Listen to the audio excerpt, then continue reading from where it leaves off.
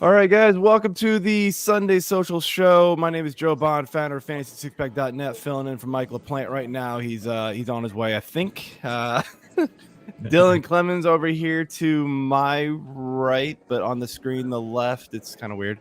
And then here to talk some betting and some props to start us off here, we've got Mr. Alan Sandage. What's up, man?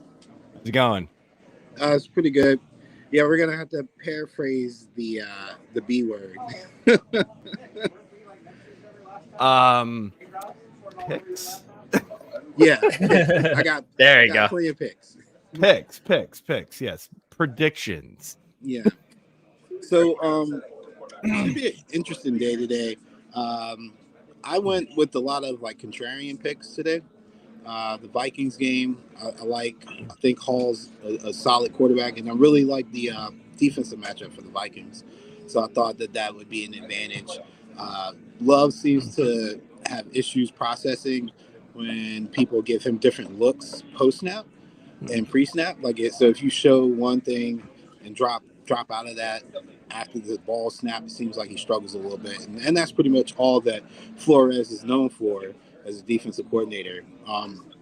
Hall's a very take what you give him type quarterback, so it should be virtually the same production as Mullins without the interceptions or without the consistency of the turnovers. And so that's pretty cool. And then everybody knows about Alexander and his one question about Mullins, and I know you're having a little trouble hearing us. I turned it up. I can hear it. One question about Mullins and Hall. I kind of wonder, so I know we have, and you mentioned this last week, and it was spot on with the interceptions with Mullins, right?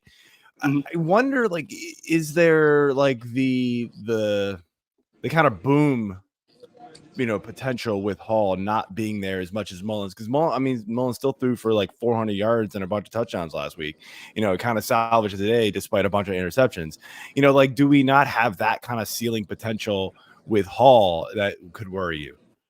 It depends on what the receivers do after the catch, because Hall's not a downfield kind of guy. He's not going to take the chances that Mullins would take. Mullins is going to throw it one way or another. He don't care. Yep. He's going to let that thing go, and that's why you get the 400 yards and then the 3 to 4 interceptions, because that's his mentality. Hall, even at BYU, the shots he took downfield were where the guy was wide open. He didn't do a lot of tight throw type things. So I wouldn't get expect wide that to open change. dudes in the NFL, though. Yeah. You're going to have to take a chance. Change. So can he do it? Yeah, so what I was thinking is that they just go after Alexander being gone. You got Jefferson out there.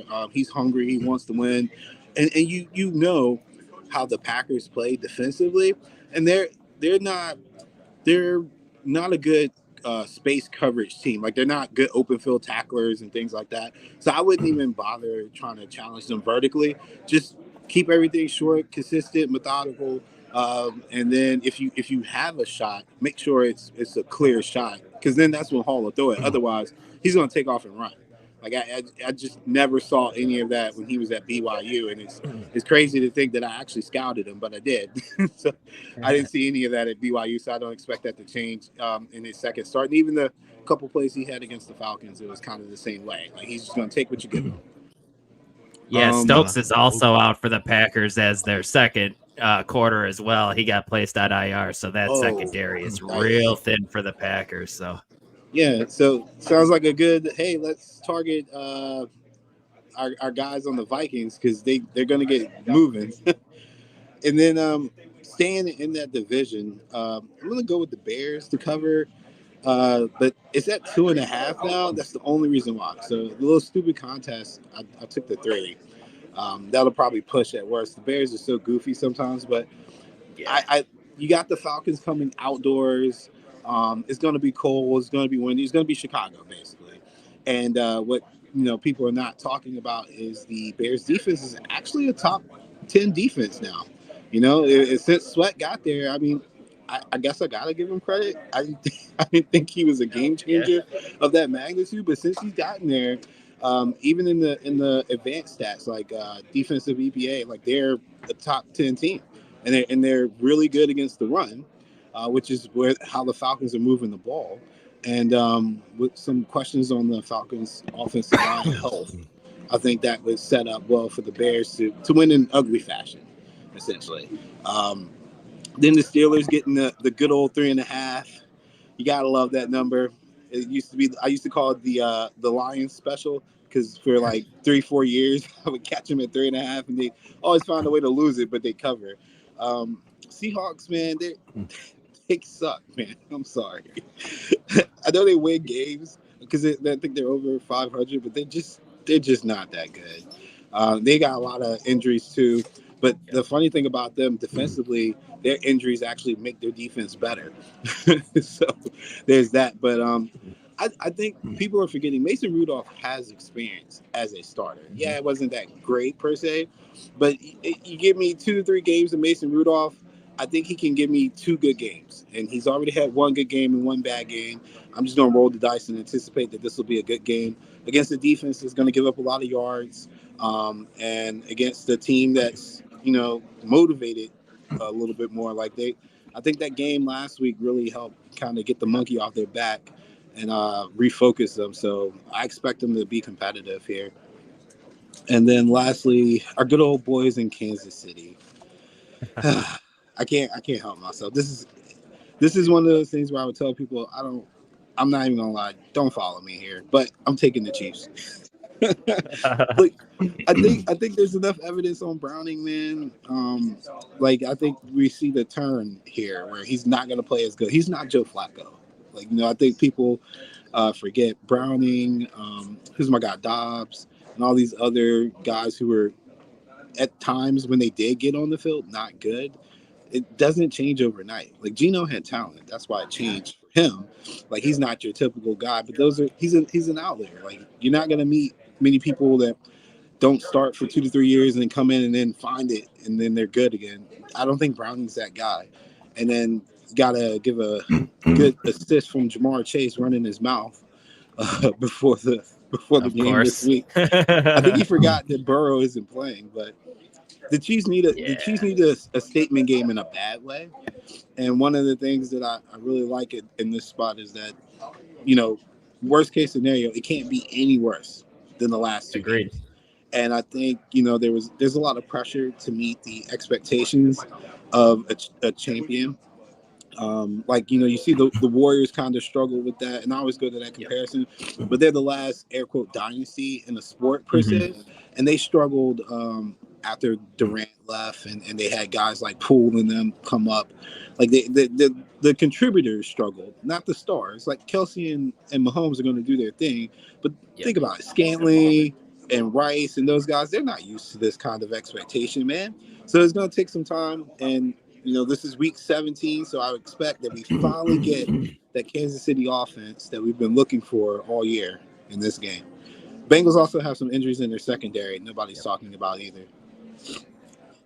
Yeah, there was a report that came out this morning that said the Chiefs are simplifying the playbook, and sometimes simple can mean much better. So maybe they just get back to what they've done in the past and just start hammering teams once again. That would be ideal. We would love that for fantasy, for sure as well. When they say simplification, they mean see ball, catch ball. That's what they're talking about.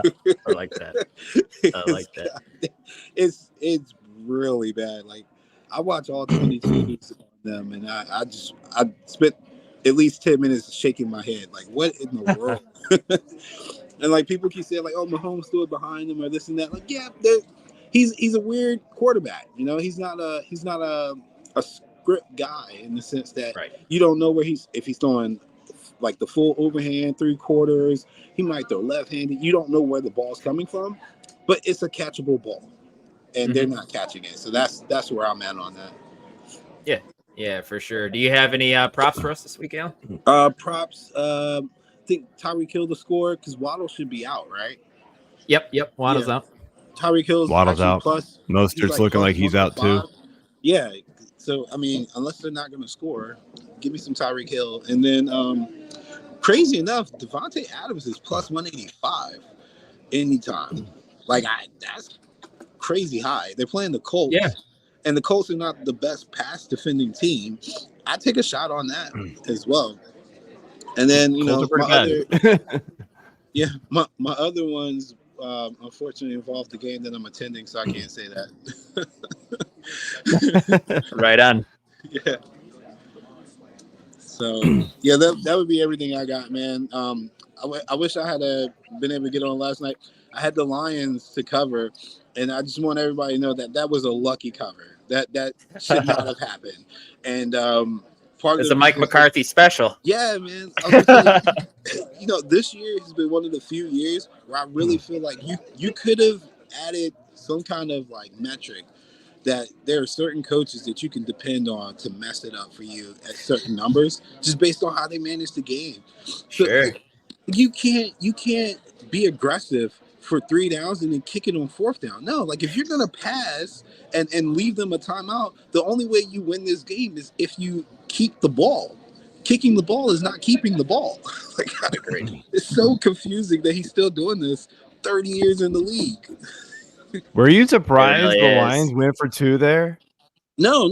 I totally agreed with that on the simple fact that the Lions had nothing to lose. Worst case scenario, they're still going to get a home field game. Like the odds of them getting the number 1 seed would take so much like help. Like look at the Eagles' last 2 games. They're likely going to win, and the Eagles are ahead of the Lions. So even if the Niners lose a game or 2, like you're still likely only to get 1 home field game. So in their mind, winning it gave them the best advantage of getting home field. And then also, I don't think at this time of the year, man, I don't want to play extra football. I don't. That's like, especially true. if it's not Yeah. if it's not Yeah. gonna truly change the trajectory of my team. Like I would rather just go ahead, lose in regulation or win in regulation, and just get into the playoffs healthy. Because again, we're talking 1 home field game. I'm gonna get that automatically. Like, so what was there to lose? So that was my mentality. I'm pretty sure he didn't give it that kind of in-depth analysis. but when they had the penalty though and moved them back an extra 5 yards, Yeah. that really shocked me that they went for it again. They got lucky that it was at all sides. Yeah, so somebody mentioned that, but I was like, look at how Dan Campbell called that game from the jump. He did a 4th down punt fake in opposing territory, and then he went for it on 4th down when he could have kicked the field goal early on in the game. There was, like, to me, that signal to me that he was in we're going to win this game mode. So kicking it sends the wrong message to the team because you were aggressive in all those other spots, and now we're kicking it. Like, and I think the team, the Lions in general, they feed off that because their coach believes in it. I think they really enjoy that, and so it's a good match for them. And them losing like that, I don't think it really hurt them. I think everybody kind of was like, if we're gonna lose, I'd rather lose with the ball in my hand. And their defense was not doing anything to slow down the Cowboys from driving. So I would hate to lose on a coin flip when you could just, in this case, you control your own destiny. Like if you punch it in, that's fine. And give it to Laporta. That's what I was screaming the whole time. Like he's the matchup. He's the mismatch. Yep. System, man. It was Laporta, or in that case, when they moved back 5 yards, run a play for Reed. They hadn't even seen him all game. So I think at the end of the day, I back him up on that play call, and I get why some people are like, no, that's too risky. But like I said, it didn't change their trajectory. They're gonna get their home field game, so it's whatever.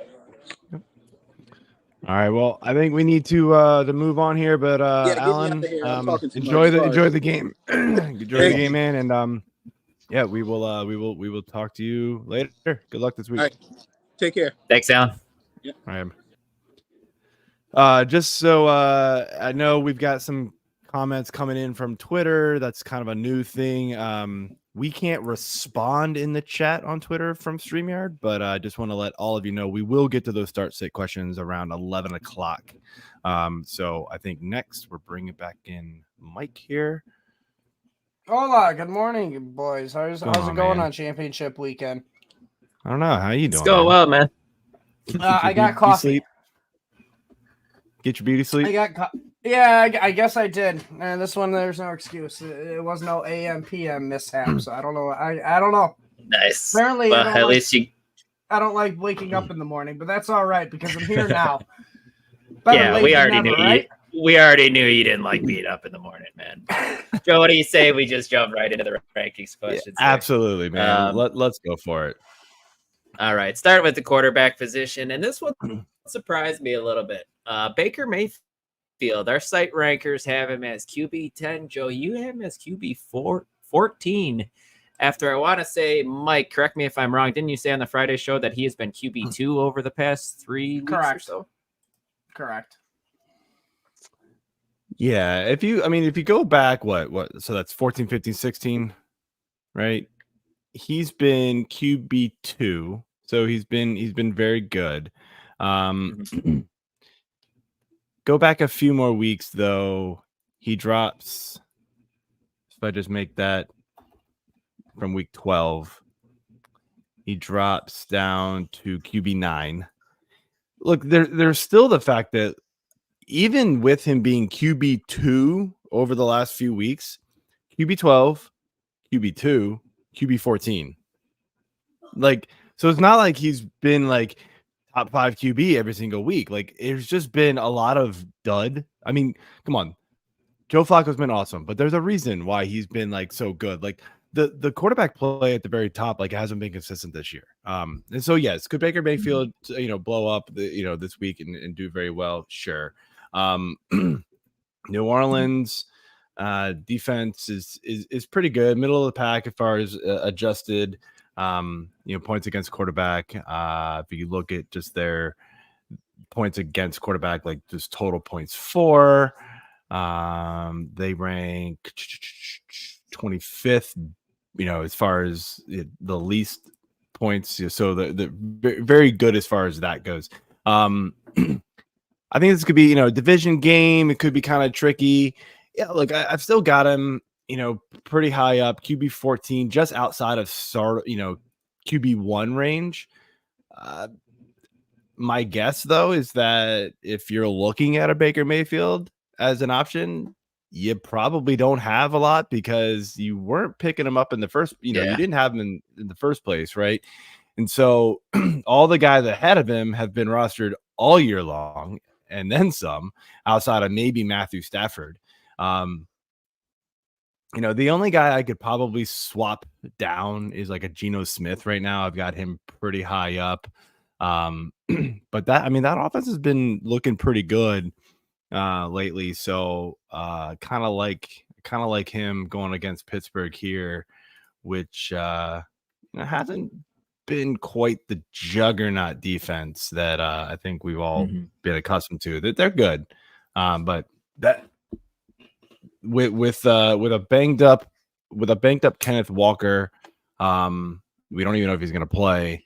That team could be looking at passing more. So, it's close. He's 12, 13, 14 for me this week. Yeah.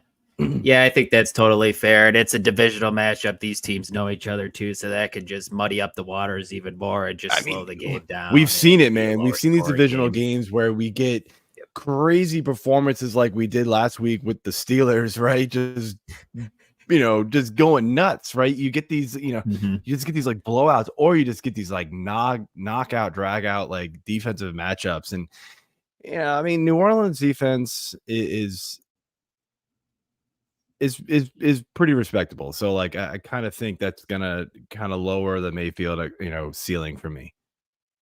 Yeah, I think that's definitely fair. Looking at the running back side of things, Joe, and this one surprised me a little bit just with the gap here. Joe Mixon on our site, we have him RB 14 out of the 6 rankers on site. Joe, you have him as down at RB 27. I tend to side with you a little bit here on this side of it. But I don't know about RB 27 outside of RB 2 range. Let's hear your thoughts here. We're talking about another guy here who, he's seeing less and less work, right? Chase Brown's getting involved. The offense isn't quite clicking. And Kansas City's defense, you want to talk about a sneaky good defense? Kansas City, man, like they're not talked about. But man, they really shut down teams. And I think this defense also knows that the Kansas City offense isn't really clicking.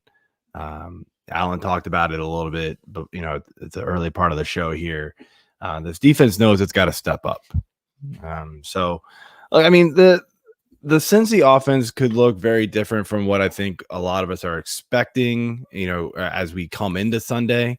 Jamar Chase is trending toward playing, which really changes that offense. I think gives it a dynamic that, gives Mixon a bit more touchdown upside, because you got to expect them to be able to move the ball a little more. So maybe they get into the red zone and then they can use Mixon. Without Chase, though, look, I know Higgins had a good box score game last week, but it really wasn't a good game. He had that one big play that kind of did it, right? Outside of that, it wasn't pretty for him. And so and the offense struggled last week, outside of kind of that play, really. So lowering expectations a little bit for Mixon. If Chase is active, I do expect myself to move Mixon up a little bit more. I did adjust, and I apologize. I adjusted the receivers expecting Chase to play, because you were going to ask me a question about Higgins, and then I was like, wait a minute. But I forgot to touch the running back. But again, things will change as as the officials announcements are made here closer to the 1 o'clock, and hopefully, granted, they play at the 4 o'clock time, so hopefully we'll know a little more. We can make a better prediction, but I could expect to move Mixon up a little bit, knowing that the offense could kind of get going here a little bit better with Chase. Yeah, definitely. But he's still not a favorite start of mine. I'm worried. I'm worried about him coming into championship week. Thankfully, most of the games are played at noon. So majority of your injury, inactives, noon, 1. So most of your inactives, actives are going to come out before those, a few, those 3 games in the afternoon, just be prepared for them. Yep, for sure. Joe, looking at our last running back question here, I have Aaron Jones written down for you. RB20 on our site. You have him outside the RB2 territory here at RB25. Curious your thoughts against going to Minnesota tonight on Sunday Night Football. I mean, Minnesota's been tough against the run. Schedule adjusted against the run, they are 7th best. Aaron Jones had himself a pretty good game last week.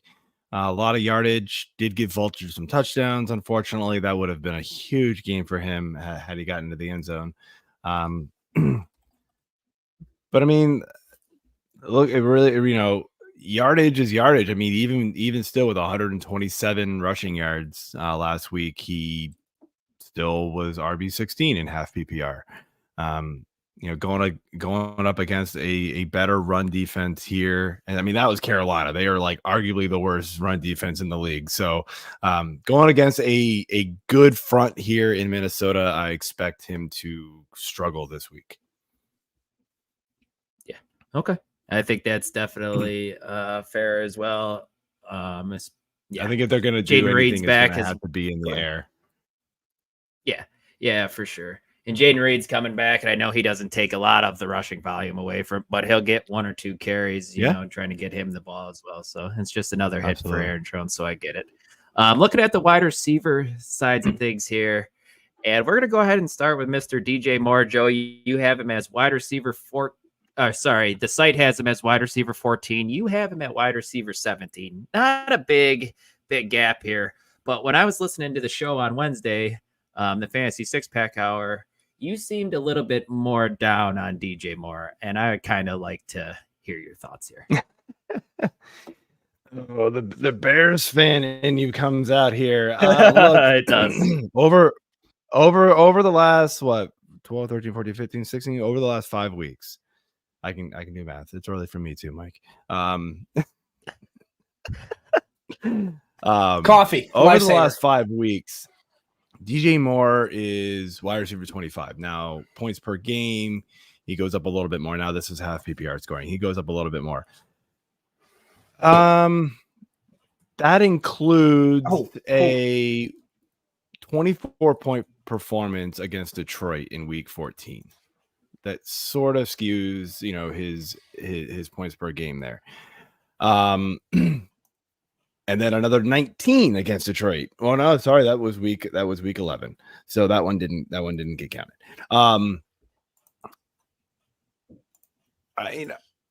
Atlanta, I think we have talked about this on the show.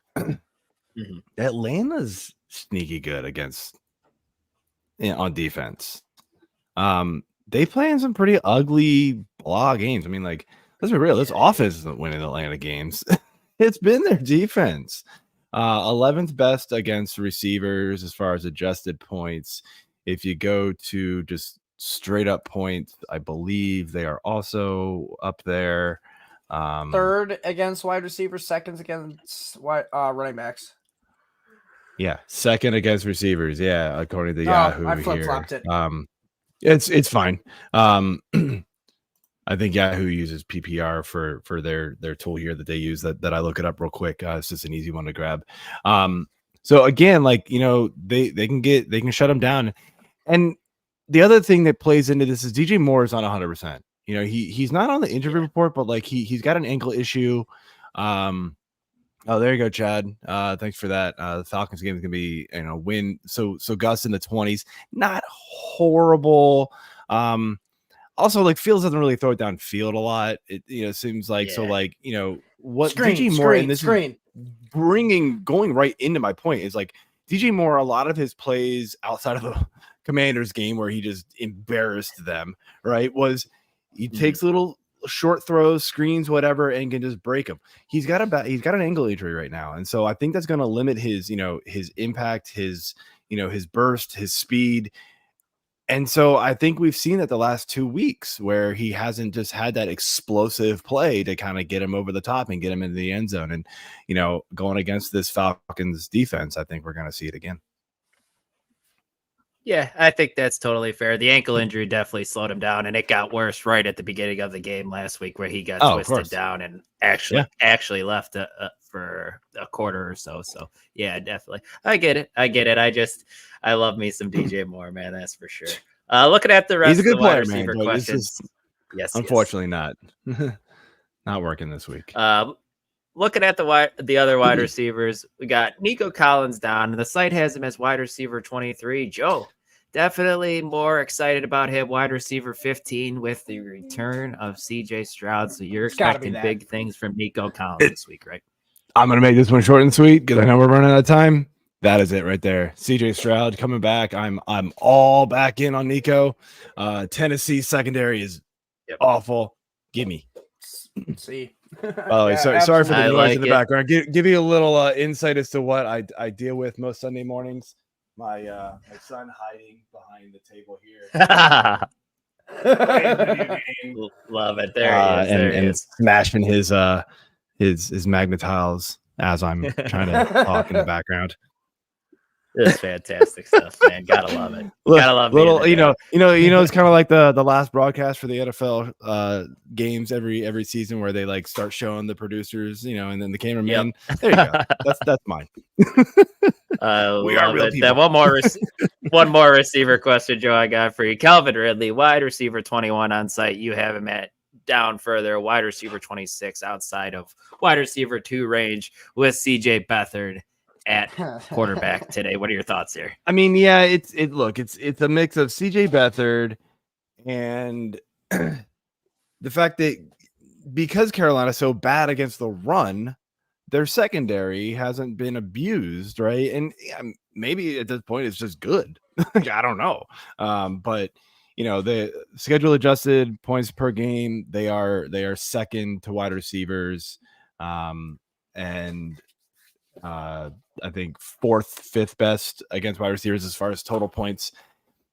Ridley hasn't been great this year. He's very inconsistent, and without Trevor Lawrence, I'm just kind of off him, you know, unless and look, I'm in a league where I am literally looking at guys like Jalen Guyton and Justin Watson because my team has just died as I enter the championship. So it's possible you're just looking at Calvin Ridley and going,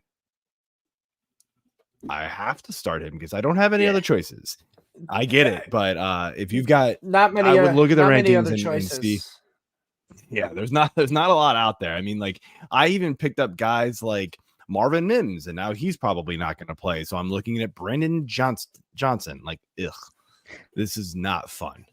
I'm gonna get smashed in the playoffs in the championship game because of all like Keenan Allen, Jalen Waddle, like they're all dead. So including the backups, Palmer. I had Palmer. He died. Like, geez, even my backups are getting hurt. It's not good. Just brutal stuff the last few weeks. That's for sure. Yeah, but injuries are not kind. Definitely not. But I do have to say ahead, this Mike. real quick. Joe, I saw your tweet about, the Commanders with benching Sam Howell and, for Jacoby Brissett a couple days ago. Well, it is confirmed. Sam Howell will be starting today. Jacoby Brissett is ruled out with a hamstring injury. It's crazy stuff, man. We talked earlier about a Mike McCarthy special. Ron Rivera is doing a nice Ron Rivera special right now, doing a lot of weird stuff over there in Washington. Is this like one of those where like they knock on Sam Howell's locker and go, see, so what happened was like, what do you say to this kid? Like, hey man, so we were gonna bench you for Brissett because you've sucked the last 2 weeks. Let's be real.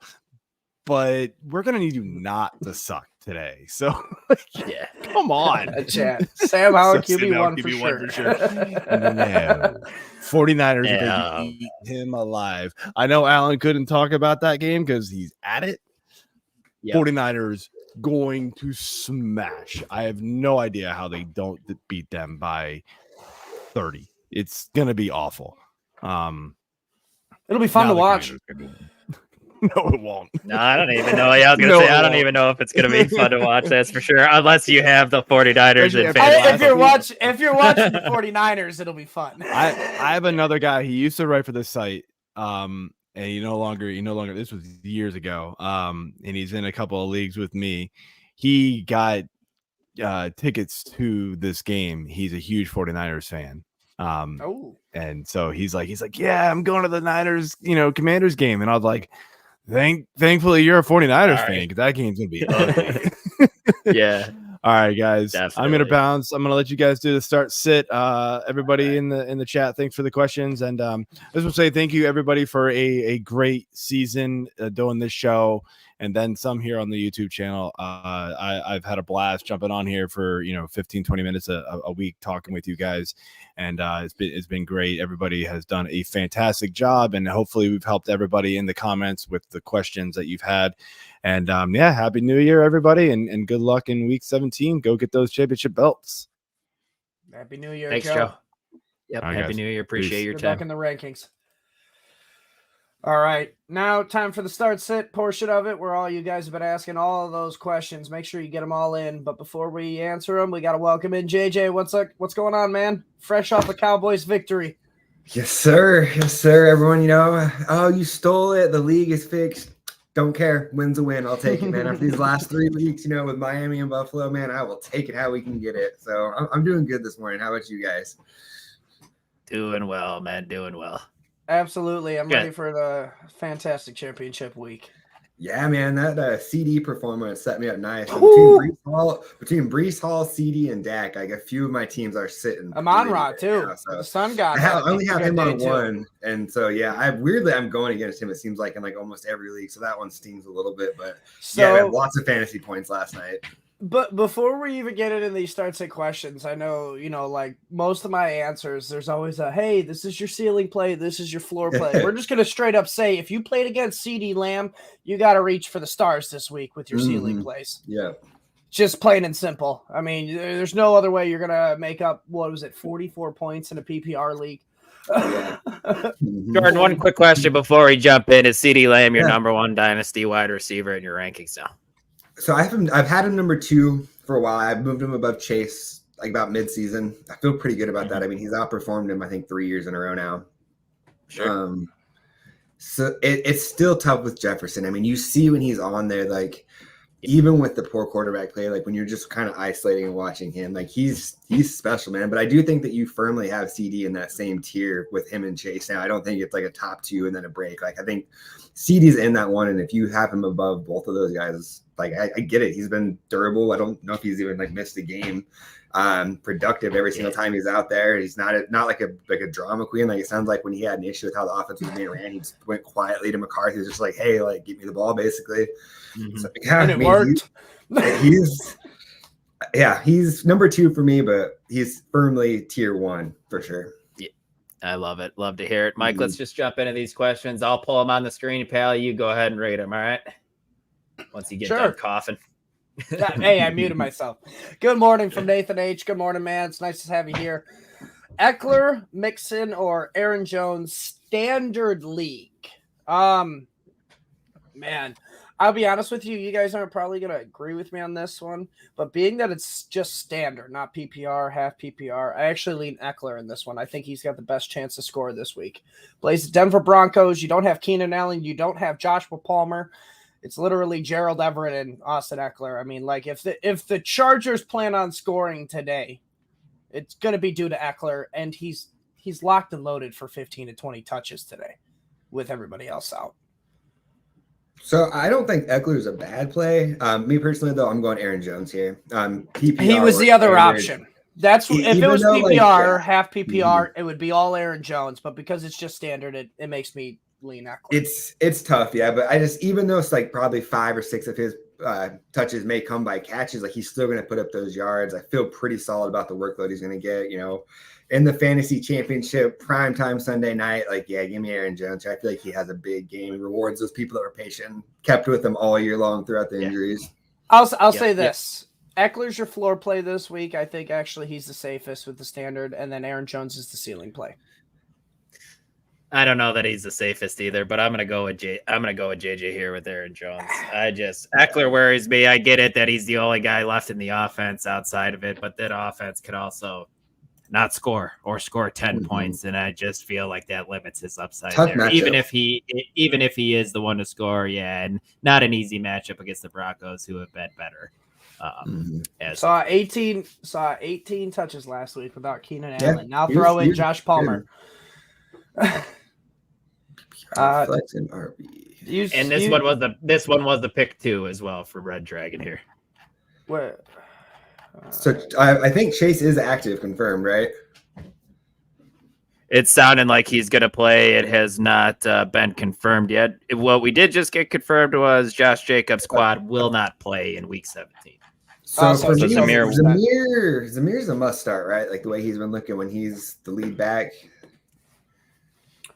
Yeah, with the workload when Jacobs is out, Zamir is the safe play here, I think. But obviously, your ceiling play is Jamar Chase. I mean, it's pick 2 here. Remember too. So I think you go Zamir White, and I think you go Jamar Chase. I'm playing Zamir over Ty Chandler in my home league championship here, so I feel pretty good about Zamir. And then I think, even though there's a chance, Mike, I know you always like to say wide receivers coming back from injuries, there could be a decoy. Jamar Chase could be a decoy this week, but if you put him on your bench in the fantasy championships and he goes off for 30, I wouldn't be able to live with myself. So, yeah, the one thing that I will say is, remember earlier this year with the back, and then last year during the fantasy playoffs when he was going to be a decoy with the shoulder, both those games he had over 25 fantasy points. Like, Jamar Chase does not need to be 100% to put up big numbers.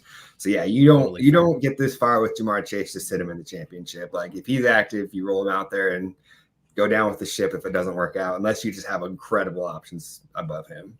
Yeah, and I totally get the question about Ty Chandler over both of these guys because the matchup's great. It seems like this is his backfield now with Alexander Madison banged up. They might want to lean on him even more with Jaron Hall at quarterback. So I definitely get the question. Very good question. But I still lean Zamir White, and I still lean Jamar Chase still.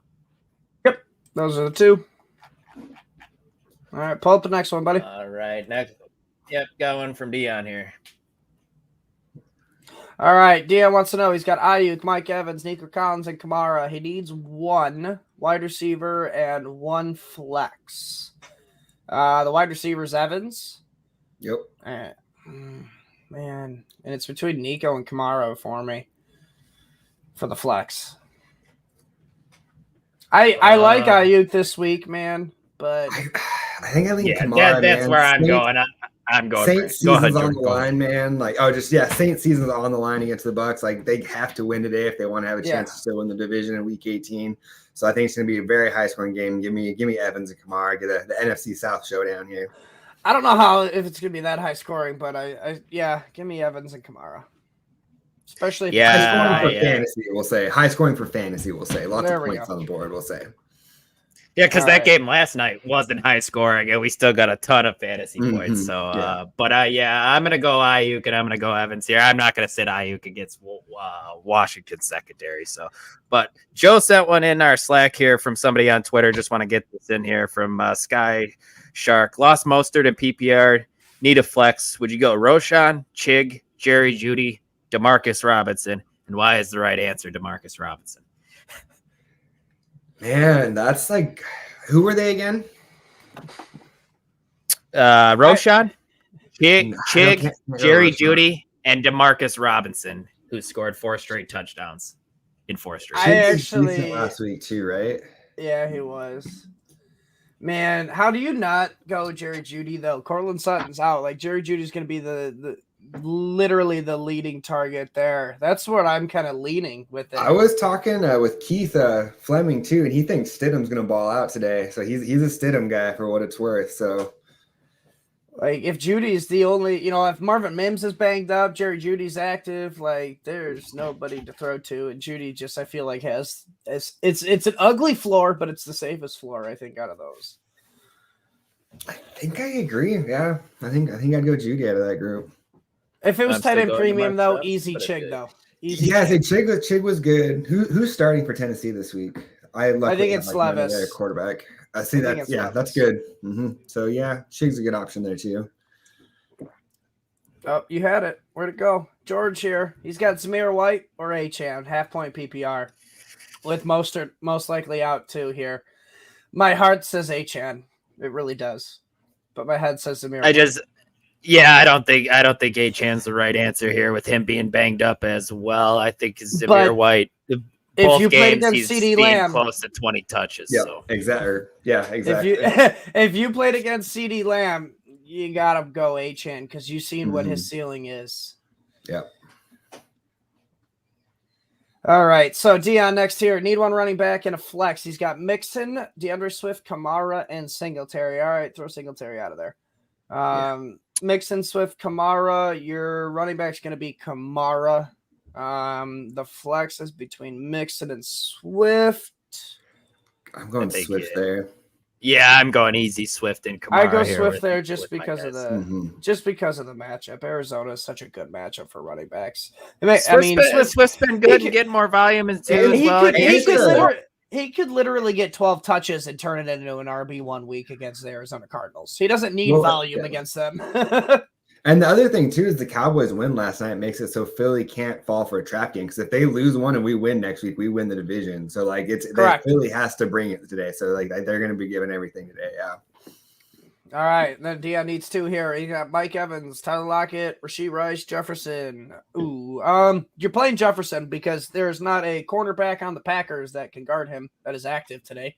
And you're playing Mike Evans, no Marshawn Lattimore here, so there's literally nothing to worry about there. If you Mike can Evans somehow work Rice in there, man. Yes. Yeah, if you can somehow get Rice in there, just somehow, some way, that'd be the one. Just additive. All right. What do you guys make of this Jags offense, Chad? With Beathard. Do we know if Schultz really worried about the situation impacting ETN again? It's absolutely impacting this entire offense. I still think, guys are going to get their work. It's just stack boxes against ETN because you got Beathard in the back. But I still do think Beathard's going to, chuck the ball. All right. I do think – I know Joe's a little down on him, but I do think Calvin Ridley is a viable, wide receiver 2, wide receiver 3 this week, who's getting 34 targets the past 3 weeks. All right, it's just good volume, and I think actually the amount of passing the past few weeks has actually hurt ETN more than the Trevor Lawrence injury, in my opinion. It's Zay Jones is also back, and I know it's just Zay Jones, but he helps the offense go as a whole. I thought he was out actually. Isn't Zay Jones out this week actually? I thought he was trending in the. He was expected to play. I thought he was trending in the right direction as well. Yeah, I saw he was. 2 hours ago, Roto World. 2 hours ago, he says unlikely to suit up for Sunday. I was pretty sure I remember getting that sleeper notification on Zay just because I have him on a couple teams. Fair enough. Well, just how dare you, Adam? Just ixnay what I just said. So yeah, I was like, I remember like waking up, kind of groggy-eyed this morning, and I was like, bummer. Next one from Dion here. We got Jamar Chase, T. Higgins, Chris Godwin, Calvin Ridley, Zay Flowers, Scary Terry. Need 2. Go first. Chase for sure. Yep. Oh, this is tough, man. Need 2. We fall into the Godwin trap. It's not a trap, I don't think. Godwin's seeing just as many targets as Ridley. It's just you got a quarterback that's been QB2 over the past 3 weeks throwing to him. So it's Chase and Godwin for me. I'm with Mike. We're like locked in together today, man. Yes. Mm-hmm. Dylan's the outcast today. I'm all right with that. I'm all right with it. I think I'm all right with that. So go ahead, bring this one up. All right. James Cook, DeAndre Swift, Kamara, Mixon, Zamir White. Need 2 and a flex, so 3 in total. Cook, Kamara, and Zamir. Yeah, that's how I lean too. Cook, Kamara, and Zamir. Dylan, come on. Yeah, use your I'm words. good with that. No, I'm struggling, man, because it's hard not getting Swift in your lineups now after what we've seen from him last week. And the matchup is it can't get much better at all against Arizona. If you want to get Swift in the lineup out of these guys over Zamir White, I would play him over Zamir. I think here. That's why I'm struggling with it, even though I really like Zamir this week as well. I think you're fine with both options, though. Yeah, I don't think that's crazy at all. Mm-hmm. But yeah, if you want to, swap out Swift and Zamir are right next to each other. Kenneth Walker or Chuba Hubbard.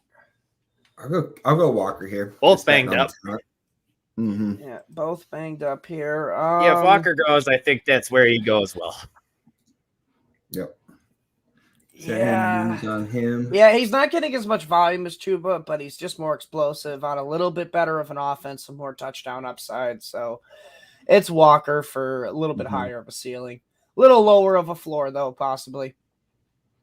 Yeah, he's just a better player, and that's usually where I'm Happy New Year's. Back pains. I know I got some. I feel this, man. He's got PPR here, flex. Demarcus Robinson, James Conner, Javonte Williams, or Scary Terry. That one's an easy, I think, Javonte for me. I don't know if it's easy. I'm torn between Conner and Javonte, but I think I go Javonte there. It's close. So if you have a gut feeling on Conner, I'd say ride that as well, but one of those two. It's the matchup that's a tiebreaker. Conner plays the Eagles, and, Javonte plays the Chargers. Yeah. So, yeah, I'm definitely going to I'm gonna go Javonte here as well, but like Jordan said, it's pretty close. All right, and then Foxborough News. These are great names, guys. James Conner, Joe Mixon, H-An, and a full point PPR 8-man. He needs 2. Thank God you need 2 because I wanted to play 2. I think it's H-An, and if Chase is going, I'm with Joe. That offense is completely different, and I think Joe Mixon has a higher ceiling, so I lean Mixon. But if Chase is out, I can understand going Conner, but don't watch the game. I'm still going to go Conner and H-An here over Mixon. Really? I'm down on Mixon. You're down on Mixon. How dare you? I think I'm going Conner Mixon to make this completely unhelpful for the guy. How are you going to do that to Foxborough News? It's good, Dylan. Happy holidays, New Year's to you as well. Appreciate you sticking around. First bar crawl tonight. That's going to be fun as hell. Eat a big meal before you go out. Yeah, listen to JJ. Mm-hmm. He's got some fantasy questions for us here. Question is all start sit, full point PPR. He needs 1 QB. Let's do that first. We got Stroud versus the Titans, Fields versus Atlanta. Stroud healthy is an instant top 10 quarterback. Fields does get the rushing floor, even if he can't pass. So that is always a nice additive, but it's Stroud. He's an easy lock for a top 10 QB, especially with a, juicy matchup against Tennessee Titans. Yeah, I think either way you're fine here, but I lean CJ Stroud slightly as well. Yeah, it's a coin toss to me. I think these guys are the same tier this week. I think I kind of lean Fields a little bit just from the rushing floor. Kind of want to see it for a week from strategists to see have any cobwebs that first game. I get that. Yeah, I get that. So I think I go Fields, but I do agree. It's you can't really go wrong. I think both these guys have pretty good games today. Just got an update as we're talking about Justin Fields and the Bears. Looks like there's going to be snow during the Bears game today. So we finally get a snow game, fellas.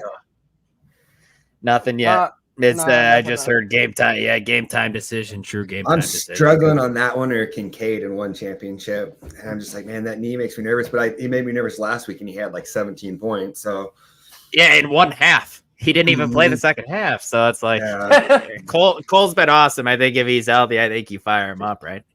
Yeah, I mean, if he's healthy, I'm rolling him out there for sure. Constantly refreshing his name on Twitter. Is there anything? Thankfully, he plays at noon, so like his inactive should be one of the ones that come out here shortly in about 8 minutes.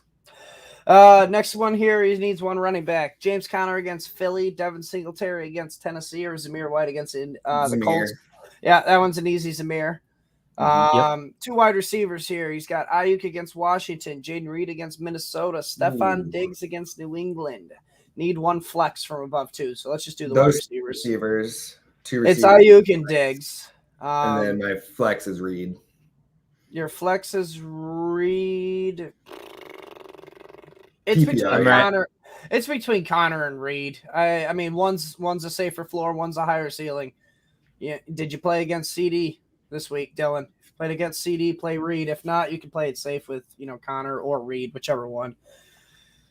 I almost want to sit Diggs, but I don't really feel comfortable telling people to do that. You need better options than Jaden Reed to set up. Jaden Reed's been good when he's on the field, man. I say the last 6 weeks, I wonder who's the higher scorer the last 6 weeks that Reed played. I think it's guaranteed Jaden Reed there. I want to say Stephon Diggs has only had one wide receiver, one finish out of the last 6 weeks or something like brutal. It's been brutal stretch, yeah. It has. I'm gonna look it up here for everyone. Good on you, Dylan, for being in the championship and owning Stephon Diggs, to be honest with you. Yeah, all my Diggs teams are in third place or worse, basically. Yeah, he was probably your first round and your second round pick, man. And it's the last 6 weeks he's killed you. Kind of in the same realm of Cooper Kupp, where he's been awful down the stretch until he came back last week and helped things. But yeah, it's definitely not great from Diggs, so I get it. All right. Next one from Jackson here. Mike.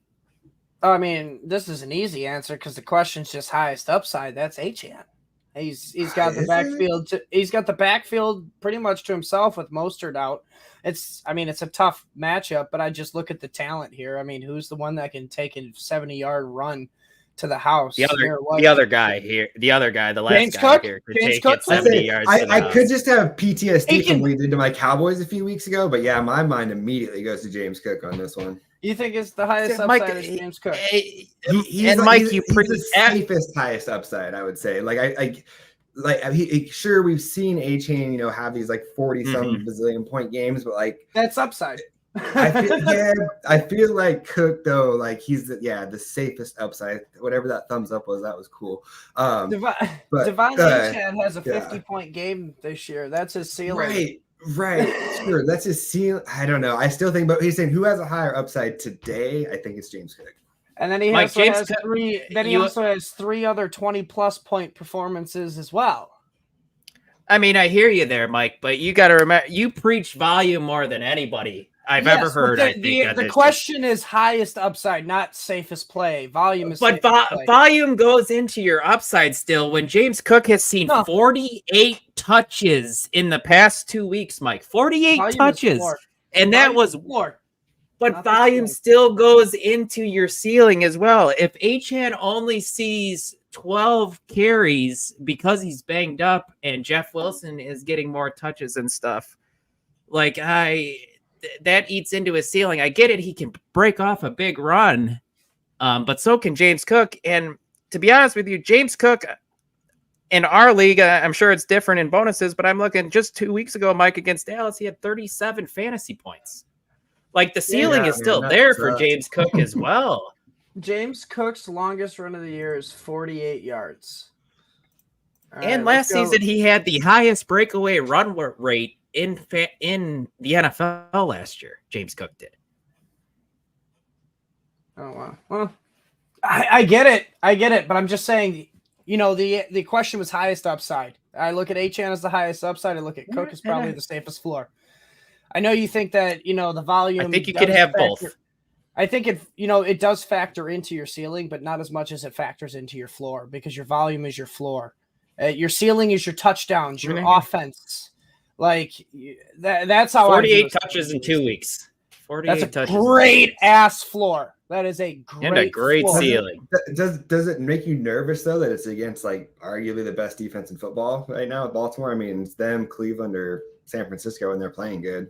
I mean, James Cook plays Miami, whose defense it's not the best in the past 3 weeks, but it's been much better. James Cook plays New England. James Cook plays New England. Oh, my apologies. But again, you're not wrong though. You're not wrong. New England's defense is still their run defense. Yeah. Their run defense has been the best part of New England's defense the past couple of weeks. It's not their pass defense. So yeah. I get that, and that's why I said I like that question, because I knew it was going to be polarizing. It wasn't just moral of the story. Just who's moral of the story. Get both of them in your lineup if you can. Yeah. Needs one defense here. He's got the Bills defense versus New England and Bailey Zappi. Denver defense against the Chargers and Easton Stick. I think you go Denver defense against the Chargers and Easton Stick. I am rolling with them in a league, and I am terrified. But yeah. I am with Denver this week as well, rolling with them, Jordan, and I don't love it. But when they did play Easton Stick a couple weeks ago, they dominated him. Stick really struggled, but now that there's he's got tape and he's played against Denver, maybe it's a little better. I kind of like the Bills defense against New England too, because it's Bailey Zappi, obviously. Well, I'll make it a clean sweep, easy for Dylan. I think I'll go Denver as well. All right, and then a kicker here. He's got Harrison Butker against the Bengals or Chase McLaughlin against New Orleans. I actually like Chase McLaughlin this week. I think the Buccaneers will be able to move the ball pretty well to just have trouble scoring against the Saints in that red zone defense. Yep, I'm in on Chase as well because he went to the University of Illinois. Yeah, neither of these guys are on my real people list, so I've heard of Butker that way. But your real people list. What are they, imaginary friends? I mean, I've never been in the same room with them, have you? Never. True. All right, what's up, Dirty, TK? what's up, my guy? Yep. You want to take the question? I was going to say, you take the question. He's talking to you, bud.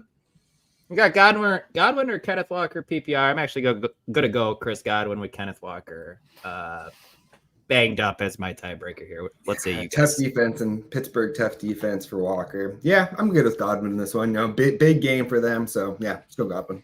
Ceiling play is Godwin.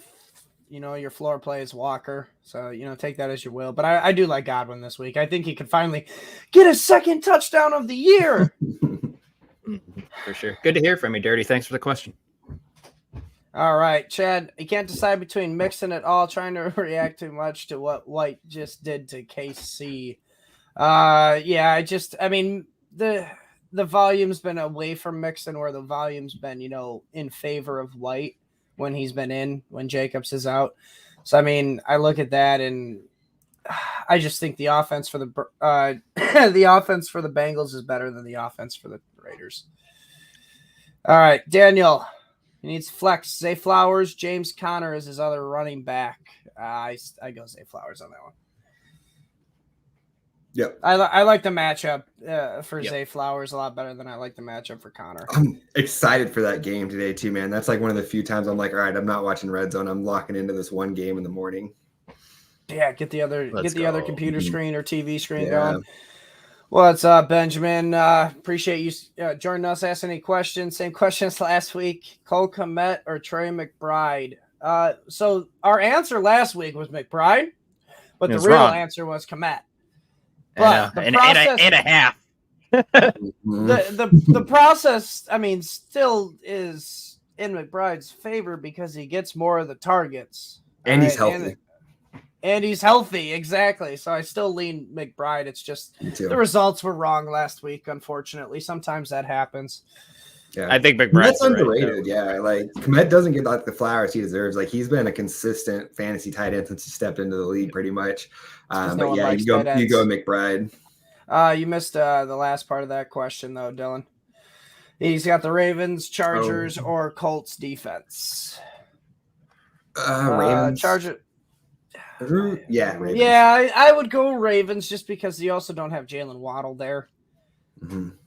Yep. It's hard to play a defense when you're playing against Tyreek Hill, though, in that defense. Actually, I don't know. So one thing I will say is like the over-under for like the Chargers-Broncos game was like 36 or something. So like there's a good chance both of these defenses come away with decent days with Stidham in there too. So I don't think it's a runaway, but I'll still go Baltimore just because they're kind of in that tier of like 3 or 4 defenses that I think I'm playing no matter who they're matched up against pretty much. Yeah. And then we just got a couple more inactives, Mike. Was that where you're going to go? Or Kyler Murray active for the week. Michael Pittman active for the week. This one doesn't really affect fantasy much, but Von Miller is a healthy scratch against New England. Weird one. I wonder if it's because of the I wonder if it's the off the field stuff that's going on with him right now. Yeah, weird that he's a healthy scratch. But Cole Kmet is active.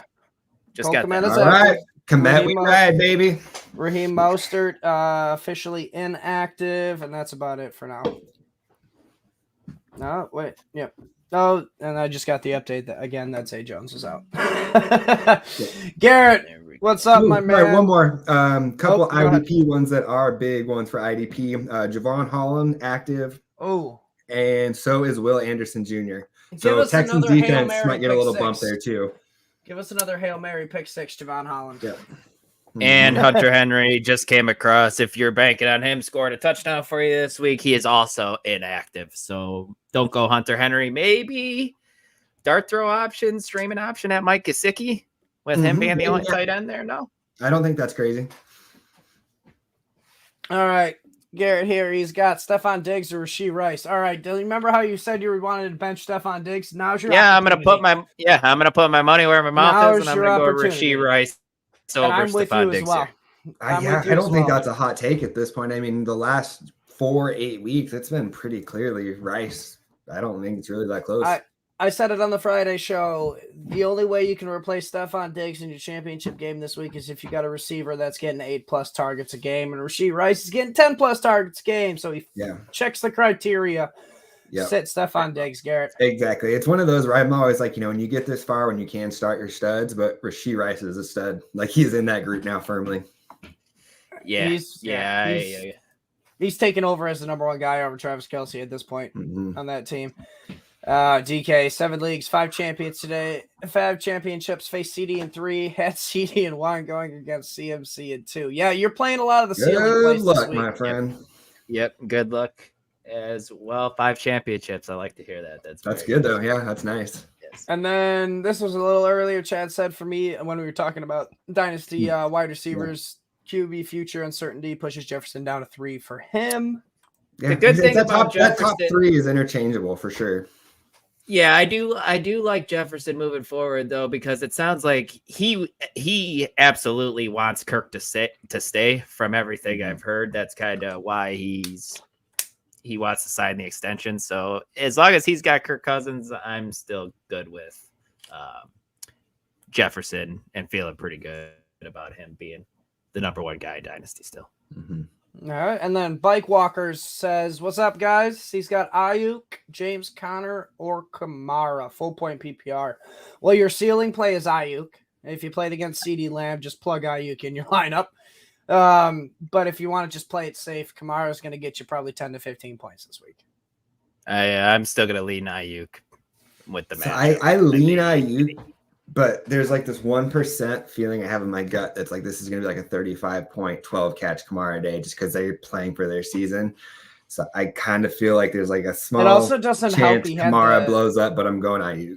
It also doesn't help that 2 years ago he had the performance again on Christmas Day during the fantasy playoffs. Everyone thinks it's going to happen again. Jeff Connor, though, here. He's got Stroud or Fields again. We said this earlier. I mean, you can't go wrong with either of them. I mean, I think it was Stroud 2, Fields 1. Yeah. But either way, it could be 2-1. There's just no sweep on that one. That one's a tough one. You can't go wrong with either, Jeff. And then he's got Zamir White or Singletary. That's one's even easier. Right? Yeah, that one's a sweep with Zamir White. All right. Keith, Zamir, 6,100 on FanDuel. I bet you Dave and Chris are going to be talking about Zamir White today. I bet you. Yeah. All right, Jeff Connor, 2 here. Zamir White, Singletary, Zeke. Make it even easier for us. Zamir White and Zeke. Yeah, I like that as well. I'm good with that. Yep. All right. Carlin Kramer here. Thanks for joining us, bud. He's got Gus Edwards or Brian Robinson PPR. Why have we still not heard about? Is Brian Robinson good to go? I'm pretty sure. Yeah, I think he's back to full practice. Yeah, I think he's off the injury report. Pretty sure. There hasn't been like. He's ready to play 2 days ago. No, he's no injury designation. Nothing. So okay, yeah, nothing today though. Yeah, if he's got no injury designation, they probably won't send out an inactive for him. Mm-hmm. So yeah, Jordan says he's good to go. He's good to go. I think it's Brian Robinson. Is it? If healthy. I think that might be the right answer too. The problem is you say Brian Robinson, Gus gonna fall in the end zone 2 times. That's the thing is though he is just touchdown 12 dependent. fantasy points. Yeah. He's touchdown dependent. If he doesn't get the touchdown, I mean Brian Robinson's a little touchdown dependent too, but at he's least like touchdown, like half touchdown dependent. Yeah, he's worked into the passing game more. Yeah, he had like before he got injured. I'm looking at it right now. Like the game he got hurt, he had 3, but then the 2 games before that, had 7 catches and 6 catches on 15 targets. So like that's the difference between him and Gus Edwards. He's getting more volume, and that volume includes targets. Or Gus is really just getting touchdowns or busts. Yeah. Gus had 1 reception last week and he happened to get 39 yards on that reception. That's a good point. Yeah, you swayed me. Let's go B-Rock here. Let's sweep it. All right. One from Doug. I hope you heard our conversation about Stephon Diggs because we had a pretty good one. But we're sitting him as long as he got decent options, man, like a Rashee Rice. Somebody asked the question earlier, and we said we would start Rashee Rice over Stephon Diggs, but he's not a must start anymore. No, he's like probably like around like your high upside wide receiver 3s, you'd say probably. So it's probably like 25, 28 guys you'd rather have ahead of him. I'd probably say he's a low end wide receiver 2, just because of the volume. He still is seeing 8 targets a game. Mm-hmm. But just not doing much with them. Garrett here. Thanks again, man. Ooh, this one's a good one. Zamir White or Travis Etienne? I'll go Etienne, but I don't think Zamir is crazy here. I think the right play is Travis Etienne as well, slightly. Deontay Foreman, healthy scratch today, so firing up Khalil Herbert again, maybe? Oh, interesting. I got a couple of lineups I might need to switch out there. That's interesting for Herbert. Yeah, in the league, I'm going against you in the championship. Actually, Jordan, I have Khalil Herbert on that roster. So I have a league. He's on my bench at the moment. I have a league that's $1,000 take all for my last flex. That's $100 buy-in, not $1,000 buy-in. If anybody's watching that, I don't got it like that. Do you like Dobbs or do you like Herbert? It's a tough matchup for Herbert against Atlanta. That's tough. That's like one of them I have to try to decide here in this next hour now. I like Dobbs. I think he's got a higher ceiling. Without Watson there, yeah. Yep. I think Musgrave's out still too, so it's just Kraft, right? Nothing official on that, unfortunately. No, I haven't heard anything official on that, but I heard he's doubtful though, right? I know he had returned to practice-ish, right? Yes, he did return to practice, but I mean, he's the Sunday night game, so we're not going to be getting that for a while here, unfortunately, so I can't bank on it. Yeah, Garrett, I don't know if I answered your question, but I would go Travis Etienne. I'm with Jordan here, but like you said, Zamir White. I'm actually against you guys. I think I would go Zamir White.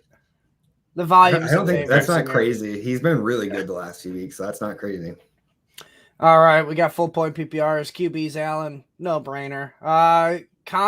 James Conner, Hubbard as his running. I'm guessing it's just choose one running back. He's got James Conner or Chuba Hubbard here. Go Conner. I do not trust Conner against the Eagles, man. Yeah, but I don't trust the Panthers offense either. They're not getting 30 points again. Give me James Conner. That's going to be ugly. Don't watch it. I mean, you look at Conner's last few weeks, like 24, 20, 24. And this is like a little bit extra higher scoring league. So, yeah, give me Conner. Yeah. He's the – I mean, you could argue Trey McBride, but Conner's still the best player on this offense with Hollywood Brown on IR now too. And I mean, you can like move I said, the you can ball on argue Philly right. too. Like it's not like Philly is that defense they had last year. Like they're giving up yards. Like I know it's just hard to run against them. I wouldn't be surprised if we see Kyler Murray just scampering around more because of that inefficiency in the run game. Mike Evans, Chris Olave, Zay Flowers. I don't know how many wide receivers you need here, Daniel. Let's work under the assumption of 2. Mike Evans, Olave, and Zay Flowers. It's Olave and Mike Evans if you got to sit one. And then if it's Flex, Flowers, Hubbard, K9. Yeah, who's K9? That's a nickname. K Walker. Kenneth Walker. Kenneth Walker. Thank you. Okay. Man, honestly, I kind of like Walker. Yeah. Nah. Yeah, it's Walker. Zay Flowers is close, but I mean he's playing, but he's been injured all week, been kind of banged up. Yeah, I think I go Walker there. Seattle's still got to win today to make the playoffs, so they're gonna. Yeah, let's give a little bit safer of a floor with Kenneth Walker. Yeah. All right. Oop. Yep. You got it here. Dion here says Chicago's defense, Jacksonville's defense, Rams defense, Kansas City's defense. So Chicago's got Atlanta, Rams have the Giants. That's pretty juicy. Kansas Bengals, City has Chiefs. the Bengals. Jacksonville's defense kind of stinks, but They got Carolina. Carolina. I played Jacksonville in a league this week. Matchup's just so good. I mean, only the Packers defense can make the Panthers offense look that good. Give me the Bears at a snow game here. I'm all about it. A little bit of homerism in me, but they've been playing really well. Taylor Heineke at quarterback. I know he probably holds onto the ball a little bit better than Desmond Ridder, but let's not act like Heineke is great. So I think I'm actually going to take the Bears defense here. I'm not going to help because I'm going to go Jacksonville here with the matchup. And I'm leaning Kansas City here just because I think they're Dion, glad we helped you here, Dion. But you being the Chiefs fan, maybe just go Kansas City, man, and root for your team and hope for a few turnovers. I got no problem with that. We answered this one. Yeah, I think we answered this one already, but it's Zamir and Zeke. All right. Next one. Odie, Flowers or Zamir? I lean Zamir on that one. Yeah. Your higher ceiling's Flowers, but safer floor is Zamir. Mm-hmm. And a high ceiling still with Zamir, too. All right, DK. He's got Jordan Addison, Jacoby Myers, and Calvin Ridley. Needs one. Addison's out, right? I think Addison's out, so we can rule him out, I'm pretty sure. Oh, shit. On track to play as of 3 hours ago. What? Yep. Ooh, that kind of came out of nowhere. Interesting. Well, no Hawk now in that offense. Jacoby Myers looked like he was going to be an outstanding play last week. Had like 7 PPR points in the first drive of the game and then got 0 after that. Calvin Ridley, no Zay Jones. Going to see double-digit targets, right, Mike? So it's like... Oh, yes. I think it's Ridley for me. I think it's Ridley, too, yeah. Jordan Addison also banged up. I think it's Calvin Ridley. He's getting Jared Hall as his QB, who is a rush first QB. But the matchup is so good against the Packers secondary for Jordan Addison, too. No Jair Alexander, no... Can Jared Hall throw the ball? We have not been able to see so he's got to be doing something in practice that makes him give some sort of like, McMullins just threw for 411 yards. I got bench. So there's got to be something they're seeing. And when they originally lost their quarterback, he was the first option. He just got a concussion, second drive of the game. He got a concussion because he was running the ball more than passing the ball, though. I mean, he only played 2 drives, though. He didn't even play a full quarter, so it's kind of we didn't even really get to see him. Alan talked at the beginning of the show, the betting show, Mike. I know you were still sleeping, so you probably didn't hear, but he said he scouted him out of BYU, and he's not going to take a bunch of deep shots. He's not the Nick Mullins type of guy. He is more of your check down type so of he only played wide receiver. 15% of the snaps in the game that he got hurt in. 6 passing attempts, was 5 for 6 for 78 yards, 2 rushes, and then got a concussion. Who's the check down wide receiver in the Vikings offense? Is it Jordan Addison or Justin Jefferson? No, it was TJ Hawkinson. It was Hawk, Correct, but he's no longer in the picture. So who is it, Justin Jefferson or Jordan Addison? I'm not arguing with you. I'm not arguing with you because I said Ridley too. Yeah, we're just talking this out, and the matchup is really good, but I think I still side Ridley a bit. Yeah. I mean, if you're going to be starting anyone over Ridley, it would be Addison, not Myers. Yeah, it's just a little risky with that injury he's still playing through, but I think Ridley. I'm a pretty big Ridley hater, and I think I'm even going Ridley here out of this one. This Good one question. tears my heartstrings apart. I love Also, both. good call on Bijan. I think it was last week that you were in on Yeah. him. That's a good call, whoever that was. It was Mike. I hate that he was right, but it is. Yeah, you were. And it's Bijan, I sure think, it was again Mike, this yeah. week. I think it's Yeah, Bijan again it's this Bijan. week. I think it's Bijan too. Tough matchup though, Steve. Don't But, overthink it, though. It's I talked it on Tougher the Friday matchup. show. Tougher matchup with Achane, though, against the Ravens. Although if Yeah. it's going to be a snow game, I could see Arthur Smith being like, we got to get our power back, Algier in there to Grind it out, sure. grind it But out. quoting Ike from the Friday show saying that the Bears allow a shit ton of receiver work to running backs. That is a so- scientific Not even a one. stat, just a shit ton. Just a shit ton. All right, JJ, it's your favorite question. Kickers. Jason Sanders, Daniel Carlson, or Fairbairn? I think None it's of these Jason people Sanders. have showed up on the real people list for me, which basically You don't know means who I've never Jason had them in, Sanders like, is? I play in one kicker league, so I know like 4 or 5 people. Like I think it's if Jason it's not Sanders. Brandon Aubrey, basically, or like Legatron, I don't know. Give me Dolphins- Jason's. It's Yeah, outside So? on the Which- road. so we He's got not normal to kick him. Carlson's Raiders, right? Yeah. And he's been pretty good this year. He's like half a person. Half a Who leg. does Vegas play? I'm missing it. They are in a dome against the Colts. Give me Daniel Carlson. You and your see, this is why you suck at picking a kicker, because all you think about is, are they in a Because dome? it's a guess. You're just picking NPCs is all we're doing here, basically. There's Nah, like he's real guys, he's and they're picking just like a bunch of creative players. names. Dylan's picking stadiums, not kickers. Oh, they played a dome. I don't think that's picked a terrible dome. process. I don't. It just is what it is, man. Brian here. Pittman or Nico Collins? Pittman. Oh, He's playing. It's man. Pittman. His main wide receiver's Lamb, so he's already in the clear as far as like safety, 40. Oh, then plus point definitely performance. Pittman. Definitely Pittman then. Yeah, I think it's Michael Pittman as well. So what Yeah. should I keep Olave? Especially Olave and Pittman. Yeah, I like that to go with Lamb. That's And cool. Ayuk. And he also has Ayuk. Hopefully, you're playing Ayuk as well. Yeah, find a way to get Ayuk in there too if you can with the. Well, I think Ayuk or Pittman. If that's kind of what it comes down to. It looks like. Who are we going out of those two? Ayuk or Pittman? Pittman's the Also safer one. Also have Ayuk. So does that mean Ayuk's on the bench if he also has him with those other options, or is that? I mean mean, he's in there? Out of all Yeah, those Brian, options, I said it earlier. Go ahead, Mike.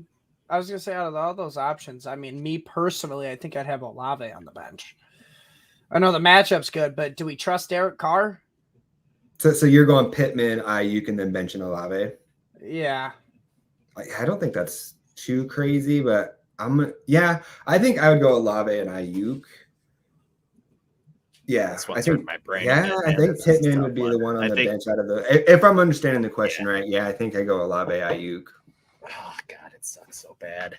Yeah, I'm with Jordan Olave and Ayuk, but I don't feel comfortable saying that. I don't at all, if I'm being honest with you. Sitting Olave with him being the number one guy right now, I don't like that at all. I just don't trust Derek Carr. I get it. He threw one. He had 1 week where he had over 300 yards, and then he was back to 170 yards last week. I mean, I guess bright side, like Derek Carr is like pretty firmly like a top 18 quarterback in the league, just since so many of the good ones are hurt. So there's that. Yeah. The fact that you have to add in that caveat afterwards doesn't help him. Tyler needs some help here, guys. Half point PPR. He's got to pick 2 from these options. He's got ETN, Javonte Williams, Zamir White, and Nico Collins. I think it's Javonte and Zamir for me. I would set ETN only because you have decent options behind him. I'm gonna go ETN and Nico Collins. I'm gonna go ETN and Zay. I hear you. You could probably hear the confidence in my voice when you saying that. You don't have much confidence when you talk. Javonte's hard, man. tough, man. Javonte is tough with ETN for me on this week. But yeah, I'll go ETN and Zamir. Man, that Chargers matchup is cake against running backs. 9th best matchup. Alex says, should I put D-Hop in place for any of these running backs? He's got Zamir White, Derrick Henry, Javonte Williams, and James Conner. The only one that I personally would be benching, and I'd still maybe not do it, would be Conner. It is Will Levis today at quarterback. I do like Hopkins more with Levis I in there. He's not afraid to chuck it down there. But who am I benching? So, like, definitely not White. Definitely not Henry. Bench definitely not Henry, but I don't think I'm going to do it here. I'm not benching Javonte Williams. See, that's the one where I think I might go. I think I could. Javonte. That's where I would go to. I'd go D-Hop over Williams. I think that's what I would do. And then roll Conner, White, Henry, and Hopkins. Yeah. Sorry, I'm not sure what that one was for. We got one from Liam here. Oh, okay. His previous question was, hey, guys, Happy New Year. Stephon Diggs, the must start. And then that was his follow-up to it. Like, would you play Calvin Ridley over Stephon Diggs? I'll go Diggs on that one. That's like kind of where I would say in that range where I draw the line.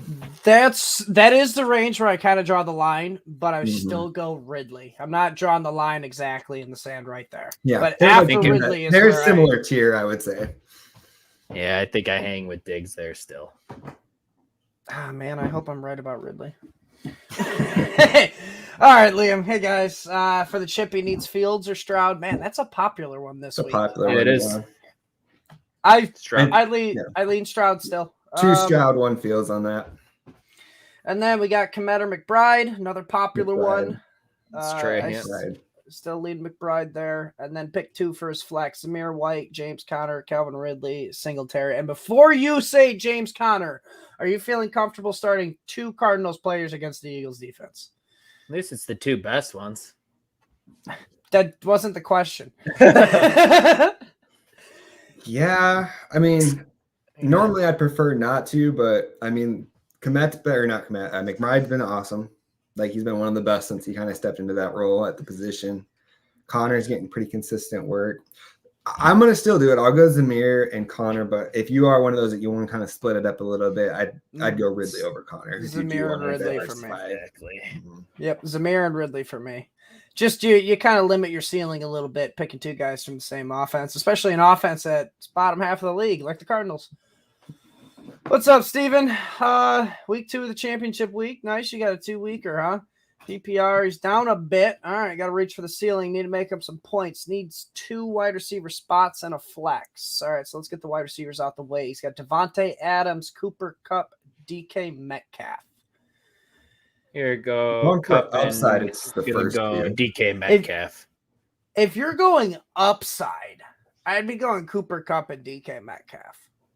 Okay, and I'll go Adams. Receivers. I don't know if Adams has much upside. I mean, we just saw the possibility. I mean, I even said on Friday's show, I don't think it's going to happen again, but we saw what happened when the Raiders have control of the game. They do not run the ball in the second half. I mean, they do not pass the ball. Sorry.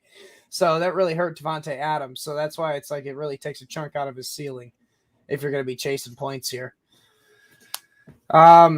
And then his flex spot, we got basically, Ty Chandler, Zamir White, and then, whoever's left out of your options, from the 2 wide receivers. And I think it's Zamir White. I'm going to go to Aaron Jones here again. I'm big on Aaron Jones this week. So I'm going to go Adams, Kupp, Jones. Unfortunately, I'm squeezing that calf out. I'm going to go Kupp, DK, and I'll actually go Devontae Adams as my flex over the other 2. All right. And then also he's got Stafford, Stroud, or Mayfield. Stroud. And CJ. Really? Stafford against the Giants is kind of juicy. I think I'm going Stafford. He's on a heat. I'm heater too. Him in a few leagues. So I think on that one, I actually lean Stafford, but I'd say he's kind of in that same tier. Like him, Stroud, Fields are kind of all in that similar low-end QB1 tier.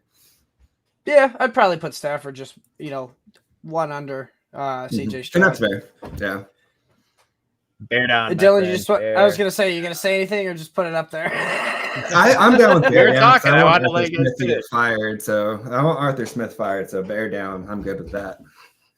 This is I mean, an this is important definitely question, Stone guy. Cold. We gotta This is answer. definitely Yeah, Stone we Cold. gotta definitely answer this. Would you take Stone Cold or Triple H at the flex in the pay-per-view league here? Stone Cold. Stone Cold for me as well, Mike. Give me the Jordan. Any idea? Yeah, I mean, weirdly, I know who both these guys are. So that's So it. you know who these guys are, but Yeah. you don't know who kickers are. I got you. Well, yeah, because these guys are real people on TV without helmets. I can confirm they're not just NPCs. So yeah, we'll go Stone Cold, make it a clean sweep. They're following a Love script it, just but- like the NFL, right? I was gonna say Triple H is writing the scripts right now, so he might write himself in as the winner. So maybe it's Triple H. I get both. I get the question. Good question. Chiefs D, Rams D, Texans D. Where are we going for the final question for the Sunday social show for the season? We got another one afterwards. For everybody. We do. Okay. Will Levis is starting, so the Texans defense is out for me. Scared of Will Tyrod Levis, Taylor. huh? I mean, if I'm scared of Tyrod Taylor against the Rams defense, I'm scared of Will Levis against the Texans defense. I just don't know I'm if gonna go Tyrod's Chiefs. going to turn the ball over, though. That's Why I problem. lead He's like Chiefs. this Yeah. safe. I think I lead Chiefs slightly as Yeah. well. But it's the best defense of the three, just like on terms of talent. Tough matchup though. All right, and then One more. The last question, boys. I'm so sad. DK, Buccaneers defense or New Orleans? Buccaneers defense against New Orleans or Texans defense versus the Titans? That one, I'd go Buccaneers. I don't trust the New Orleans offense. I think Yeah, I go Houston here in this one. I think it's Texans too. I think you have more turnover upside here in that game as well. I think With Will Levis just chucking it. yes, with Will Levis just Never seen a throw he chucking it. doesn't think he can make, baby. Dion said, "Come on, Undertaker," and then we got one. Taker equals CeeDee Lamb. I love that. That's a good one. Love that, guys. But that is it. Dion also said Ric Flair. All right.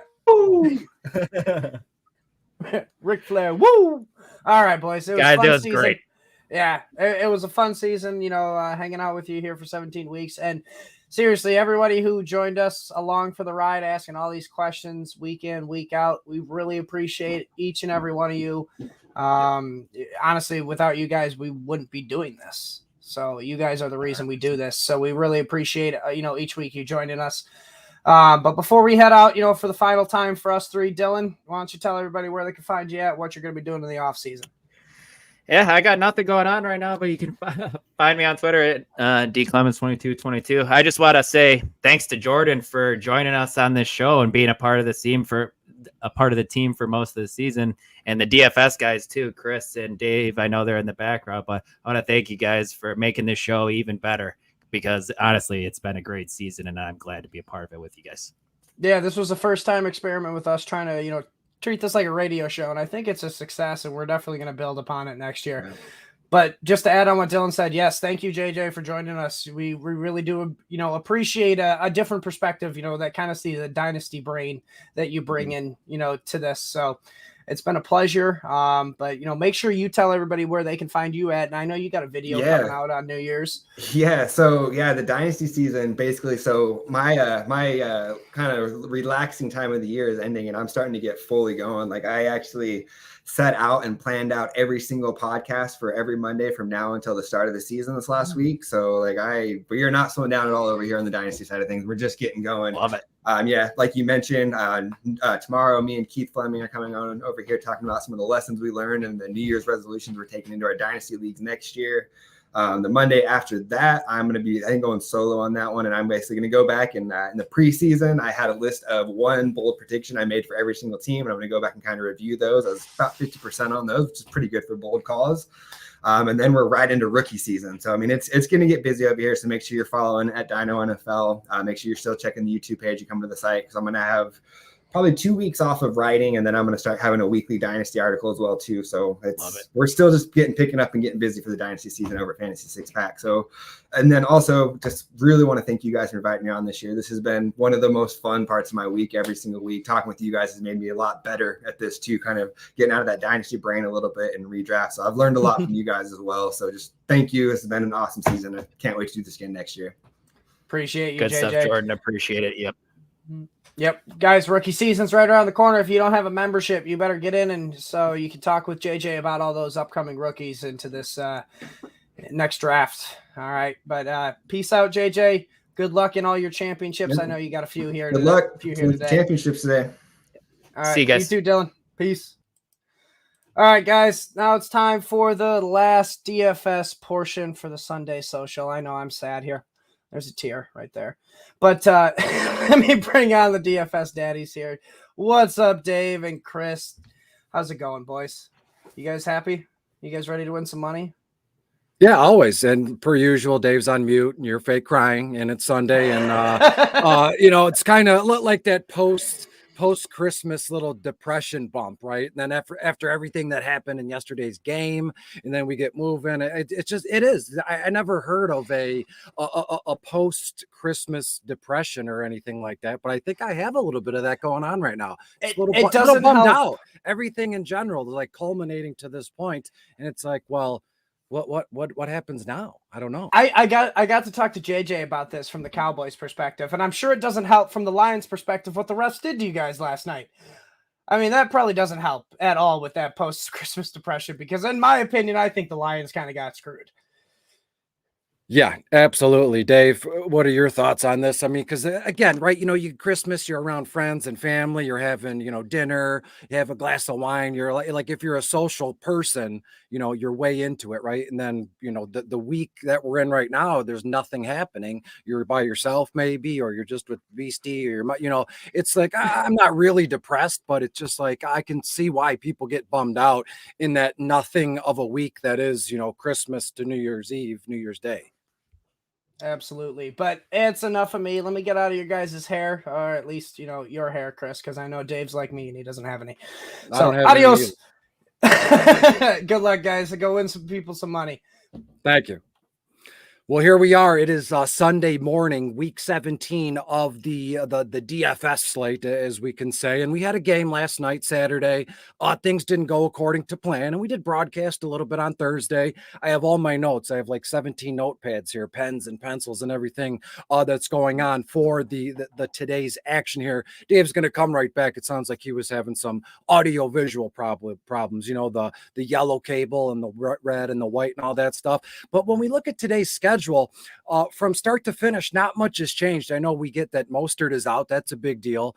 Personally speaking, and again, I don't give away, dynasty or seasonal advice. I'm not even playing in any championship games because I've tightened my dynasty and seasonal circles. I only have like 3 teams that I play in, and I didn't make the finals in any of them. But every week is the finals when you play DFS, right, Dave? Mm-hmm. You get everything hammered out over there. I figured it was an AV issue, right, with the yellow cable. Can you hear me now? Yeah. Okay. I don't know what was going on. Everything was plugged in. I was trying to talk and anyways, whatever. So let me hop into inactives here. I don't think it's nearly as bad as what it could have been. So what we thought it was going to be on Thursday was overwhelming in a way. Yeah. So I honestly just got my lineups finalized and in, so I barely had the opportunity. So I'm going to refresh this real quick, and then I'm going to look at these, and I'm going to mention the ones that I think are meaningful here. So let's see. Well, Zay Flowers is active. I think that's not unexpected. He was in my lineups anyways. I think that, he's a guy that ends up being in my cash pool. So most consistent wide receiver there. That's good. Michael Pittman, he is active. I think that was announced, I don't know when, but I think that was announced earlier in the week that he had cleared protocol and he was going to play. Zach Moss is out. I think we knew that as well. Trevor Lawrence is out. Again, I don't think this is news today, but it is official. He is out. Zay Jones is inactive as well. Michael Mayer is out. I know, you had talked about Austin Hooper on Friday. I don't know exactly when, Mayer was ruled out, but, that makes that in play very much as well. Talked about Josh Jacobs on Friday. I didn't think he was going to be active. He is officially out. So Zamir White, I mean, man, I don't know if you can play too much Zamir White. That's going to be a great play. Raheem Mostert was officially ruled out today. So Devin Achane is going to lead that backfield, I would imagine. I mean, sure, Jeff Wilson will probably be a part of that, but could be a big Achane day. And then Waddle's out. We talked about that as well on Friday. I had Tyreek Hill locked into my cash lineup. Things have since changed. But, Tyreek is out. Ramondre Stevenson, he's out. He was on the IR. So, it's Zeke Elliott yet again. Let's see here. Hunter Henry is out. That's news to me. I don't know when that happened exactly, but that makes Mike Gesicki an interesting pivot. So, that's a guy, if you want to save some cash and just hope he gets a touchdown, I think that's where we're looking. Let's see. There's actually quite a few names here. Wan'Dale Robinson, he is active. I know that was a little bit iffy. I talked about, Darius Slayton on Friday. I was ahead of the curve because now all of a sudden come Sunday, a lot of people are talking Darius Slayton, but I kind of already had him locked in my cash lineup on Friday. I'm glad that Wan'Dale's active because I hope that people go that direction now and leave, Darius Slayton alone. But we will see. And then maybe the one that was the most surprising, but I don't know how impactful it is exactly. That's Jacoby Brissett is inactive. So it is going to be Sam Howell back and starting. So that's interesting. He popped just a very little bit in MME for me. I wish that his price would have been lowered. It's not like the situation where, if Sam Howell was the starter and then he got ruled out and all of a sudden we got a super cheap Jacoby Brissett. But Howell is going to be starting. So that's interesting. Late games. Cortland Sutton's out. Yeah, go ahead.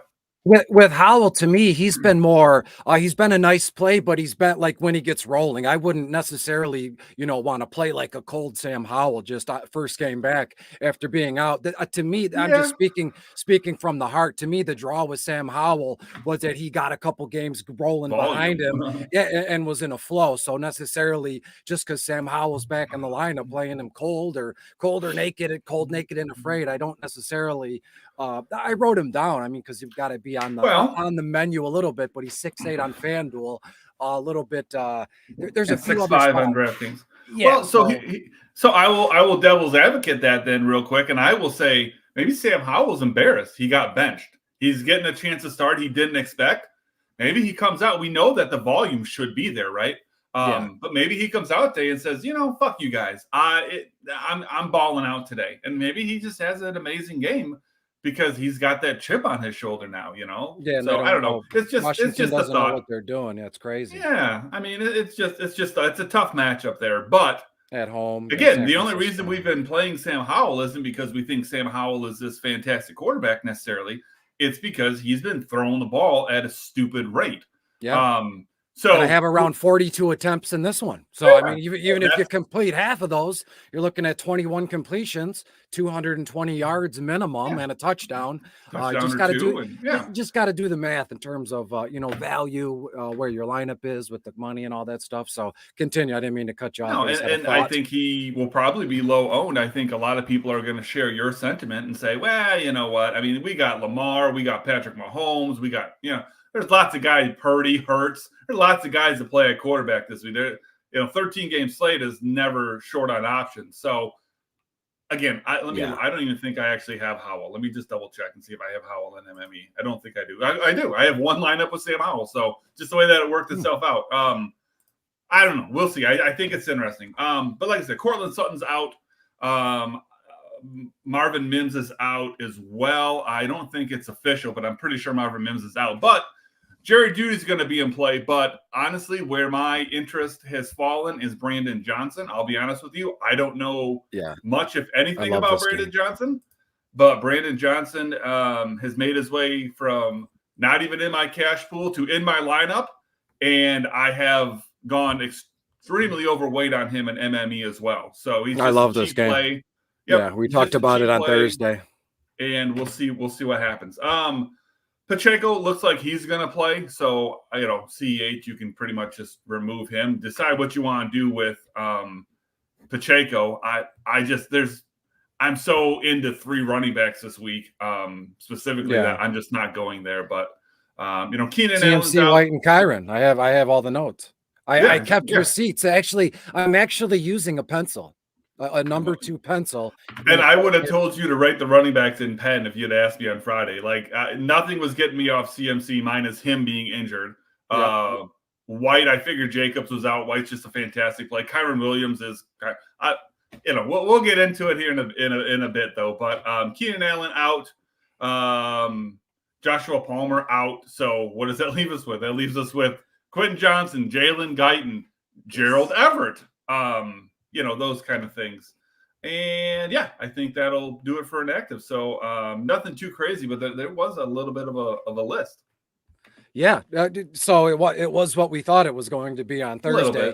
And again, to a normal functioning human being, probably half those names are useless. But to folks like us, who are Sunday morning with a pencil and a pad of paper like a crazy guy, some of those names aren't to be messed with or trifled with. You look at Hooper and Ashane now. When we look at the quarterback position, I'm not getting off of where I was going on Thursday, right? And I think it's a good mindset to be. You see some of the questions that coming in. I'm just scrolling. I know you hate the questions. Was Tyrod Taylor or Tyler Heineke? No, I love the questions. I just don't want to address the redraft question. That's not what we're here for. But I saw that and I thought necessarily, that makes for a good DFS question too. And to me, these stacks were in pen on Thursday when I wrote them down, Tyrod and Slayton, and then stack them back with Kyron and DeMarcus Williams in that, what the heck is that game? The Giants at the Rams game. So I'm not getting off Tyrod Taylor. I'm still stuck on the rookie Bryce Young as well. Carolina's playing at Jacksonville.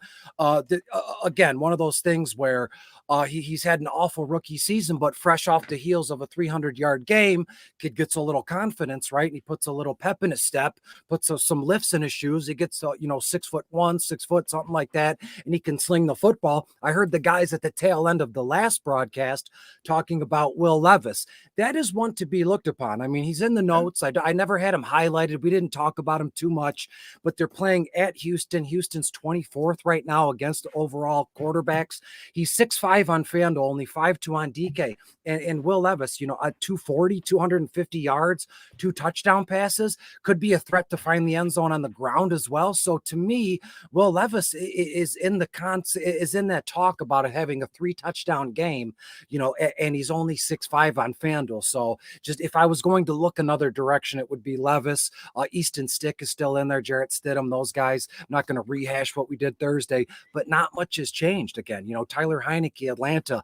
Too bad Keith isn't around this morning or this afternoon to pop on here, but Atlanta's playing Chicago. It's one of those weeks, and the next week's going to be the same thing, but it's like, whatever, there's no rules, right? And again, we addressed, next week will be something we addressed Justin Fields as last home game probably as a starting Chicago quarterback after all this hoopla. We don't know. That's the thing. We don't know. You could argue it till you're blue in the face, and then Heineke. So to me, I still have the idea of Tyrod Taylor, Bryce Young, and Stidham, and each with a separate stack, right? The game stack, and we'll get to it position by position. But those three guys right there, the Giants, the Chargers, and Denver, with a little bit of Carolina is where I'm headed. What are you doing for quarterback this week? You off? What are we doing? Well, let me just say, I love the larger slates. The larger slates to me are so much more fun because, the draw to me for DFS is, yes, I love football. Yes, I love winning money, but it really is, the strategy of it all, right? And there's so much more strategy, I think, in a 13-game slate as opposed to like a 9-game slate last week. Options are what give you the ability to be creative. On a 9-game slate like last week, there's only so many things you can do, and so many people are doing the same things, and it's just like that's I'm gonna say boring, but that's stale to me. I like a slate like this where, good Lord, man, there's literally a dozen quarterbacks that if you want to, you could make a strong case to say I can build reasonable stacks with these guys and go those directions. So anyways, from an MME perspective, it's a lot of fun. From a cash perspective, it's still fun. But I actually have so many guys that were locked in pretty much this week that cash was fairly easy. But I did come across a couple of things that gave me some pause, and I kind of had to decide, between two different routes. The core was the same, but a couple different routes. Jalen Hurts is the guy I talked about on Friday night. I thought, Jalen Hurts is just a must play. I thought he was really the only guy worth paying up for. I still feel that way. He's still locked into my cash lineup now. I will say that Brock Purdy, there was a Brock Purdy lineup that I was considering. The savings of Brock Purdy allowed me to get Rashee Rice and Chris Olave into my lineup, whereas they weren't even in my lineup prior to that. But that's also because I was playing Tyreek Hill. So a little bit of a spoiler alert. I did get off Tyreek Hill. I couldn't get off CMC, and I know we'll cover that in a minute. But I was able to get everything that I wanted into my lineup that I was sacrificing Hurts to get to Purdy for. But I was able to make it all work because of a guy that I mentioned a little bit earlier, and we'll cover it when we get to that position. But it's Hurts for me. Brock Purdy, I'm okay with. The matchup is just ridiculous if you need to or want to save the money. And then if you really want to save money, same as before, Tyrod Taylor, I think, is the guy to go there. It's a little bit risky. I think on a large slate like this, there's enough value around, especially at wide receiver, that I don't think you have to go that route. But if you said, you know what, love CMC, I love Kyron Williams, I love Tyreek Hill, Tyrod Taylor makes that happen very easily. So I think you can go those routes. But I'm basically in the same boat as I was on Friday, just with an addition of Brock Purdy. But again, I was able to maneuver that around and with the sacrifice. Yeah, it's always about the sacrifice. I didn't have to sacrifice. So yeah, I was happy being able to get everything I wanted by making just one sacrifice that that I considered on Friday, but I didn't think I wanted to go there. But I'm there now. But anyways, yeah, that's fantastic. I just so you know, I've only got 3 I'm going to talk about. That's it. So. You have at it. The floor is yours. I'll do the counting when you get to the CMC show. Oh well, then yeah. Okay, well, CMC's locked, of course. Cash. Death, taxes, playing CMC in cash when he's healthy. Not really much to overthink here. Best running back in football against the worst defense. Schedule adjusted to running backs. I mean that's a no-brainer. It's been a no-brainer all week long. Zamir White was kind of a no-brainer so long as Josh Jacobs was out. Josh Jacobs is out. Zamir White locked in. And then the other guy that I was considering, Kyron Williams, I already talked about that. I absolutely love Kyron Williams this week. I just prioritized playing Hurts, CMC, Rashee Rice, and Chris Olave over fitting Kyron Williams. And the lineup with Kyron in it was absolutely fantastic. Don't get me wrong. But I had to punt a couple of spots with players that I was fine with, but I felt like the overall lineup was just better with those guys I mentioned as opposed to Kyron. So, I also like Zeke this week a little bit. Let me just look and see, just so I can throw names out there. I like Zeke a little bit. I think Joe Mixon is okay. I know you're going to like this, but I have a Taj Spears share in my MME. So that's all I'll say about running backs. I didn't have a whole lot, so go ahead and have at it here. I'm doing the backup game, right? If you're going to go heavy on Christian McCaffrey, then I like the idea of Elijah Mitchell. Elijah Mitchell in the backups, right? There's going to be so much goodness to go around in these games where, Elijah Mitchell in Washington, only 5.7 on FanDuel. Kenny Gain, everybody's on DeAndre Swift to a certain extent. The matchup is beautiful. Philly's playing Arizona. Arizona's, dead last or one of the worst teams against running backs. Kenneth Gainwell is in play, only 5.9 on FanDuel.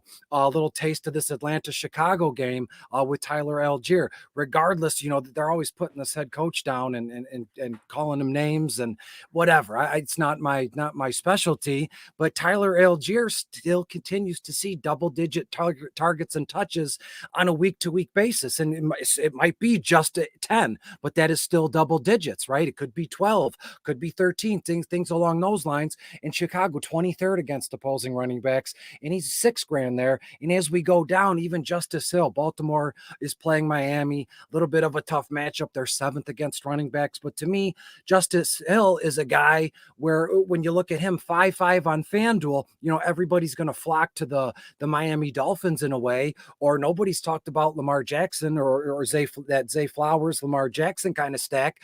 That's very doable as well. But Justice Hill, he's been kind of in and out of the lineup, but with Keaton Mitchell now down and out with his leg, broke or hurt for the rest of the season, Justice Hill is back in play. And even when he was around, in playing, he would still maybe 30, 40 yards and vulture a touchdown. That's all I'm looking for this week. And he's, like I said, he's 5-5 on FanDuel. Let's not forget the rookie in Chicago. Again, Roschon Johnson is going to get some play as well. And again, it's one of those teams, the two teams, Chicago and Atlanta. You can lump in Washington there. They don't really know what they're doing, right? And it's just like, give Roschon Johnson RB1 kind of touches, and he's going to reward you. The kid has a unique skill set, but you're playing this game with this triple-headed monster, and it's just not worked at all for you. But when you give Roschon Johnson, some play, he gets rolling. And again, Atlanta kind of a tough thing, but we mentioned that on Thursday. Them in Carolina DVP, they're like top 10 across the board against offensive skill positions, but they don't have anything to show for it. Boston Scott, Jaleel McLaughlin, Chase Brown, we could go on and on and on. Samaje Perine as well, that Denver Chargers game. And again, Perine and Jaleel McLaughlin, that would be wild, but that'd be shocking. That's 3 running backs from the same team, Javonte, Jaleel, and Samaje Perine. It's almost like a death to a MME DFS lineup, but hey, you're gonna, in a way, you're gonna get all the targets and touches from the Denver Broncos. How productive do you think that's going to be? I think very highly of that, doing the two, just picking 2 Denver Broncos running backs and going from there. So yeah, I think, with their injuries, you've got Samaje and Jaleel who, catch a lot of balls out of the backfield. So, to some extent, I think that their role in the passing game is going to be stronger today. So you could argue that they are going to be, a little bit more of a hybrid running back, even though than they typically are. So, yeah, that is definitely a way to get unique. I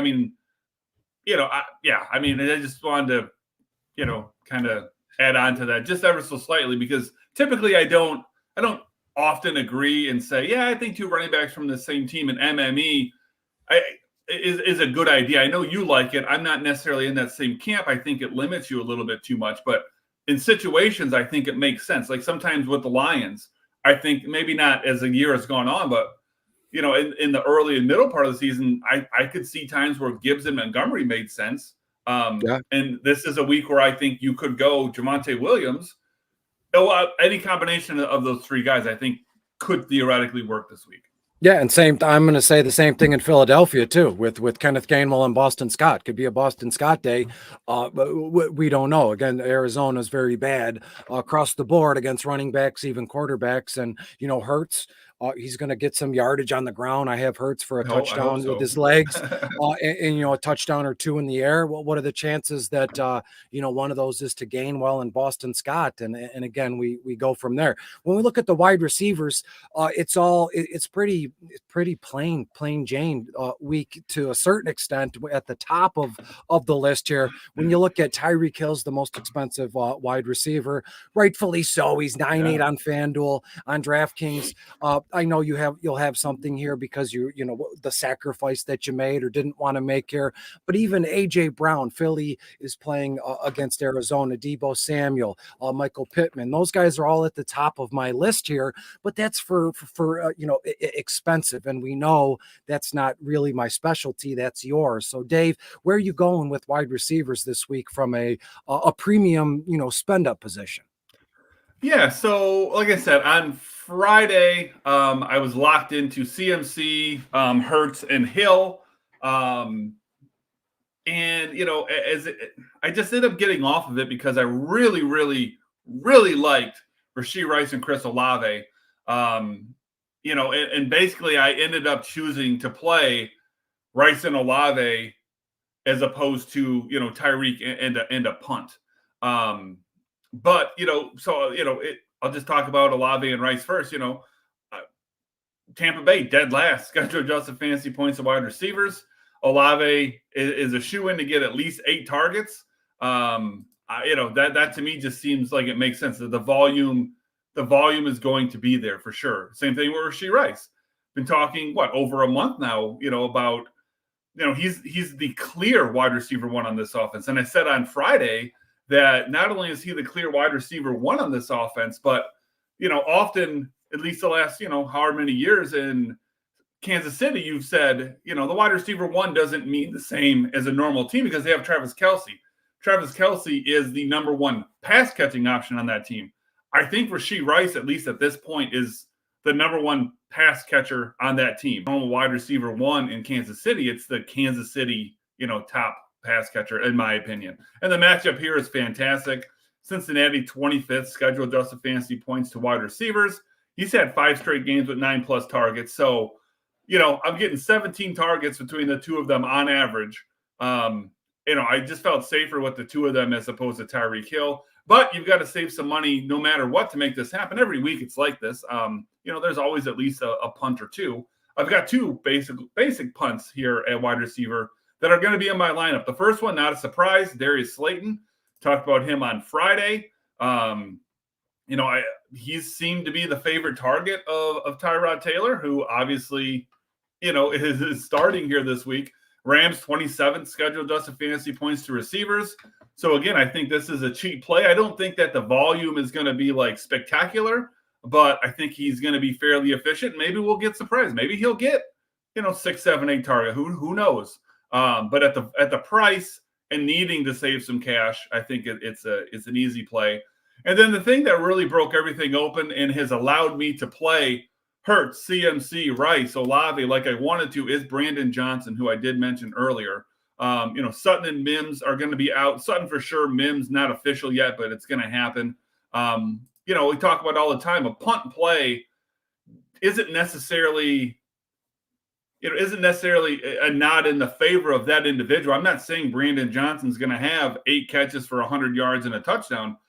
I'm saying that the opportunity for his cost and what it allows me to do with the rest of my lineup is what makes Brandon Johnson a play. Now, with that being said, Brandon Johnson is going to be the wide receiver 2 today. Now, I know it's a backup quarterback, whatever, right? But the matchup is fantastic. Chargers, I don't even look it up. Chargers against wide receivers, they are what? I know they've been near the bottom all year. They're 26. So it is a good matchup. It's not like Stidham, isn't an NFL caliber quarterback. Is he a starting NFL caliber quarterback? I don't know. Today? But I mean, with this matchup, at this price, at this expected opportunity, Brandon Johnson was a guy that I was too hesitant on Friday, but as things have worked themselves out, I just feel like he unlocked everything that I wanted to play in my lineup. He's the only guy in my cash lineup that I'm a little bit about. And again, I talked about on Friday how in MME you need to be uncomfortable in at least a spot, usually 2. In cash, you really should feel pretty confident everywhere. If you're a little iffy in one spot because it's a punt like this, I get it. I'm good with everybody in this cash lineup. Like I said, Brandon Johnson gives me the most hesitation. But again, I do it so that I can be comfortable everywhere else.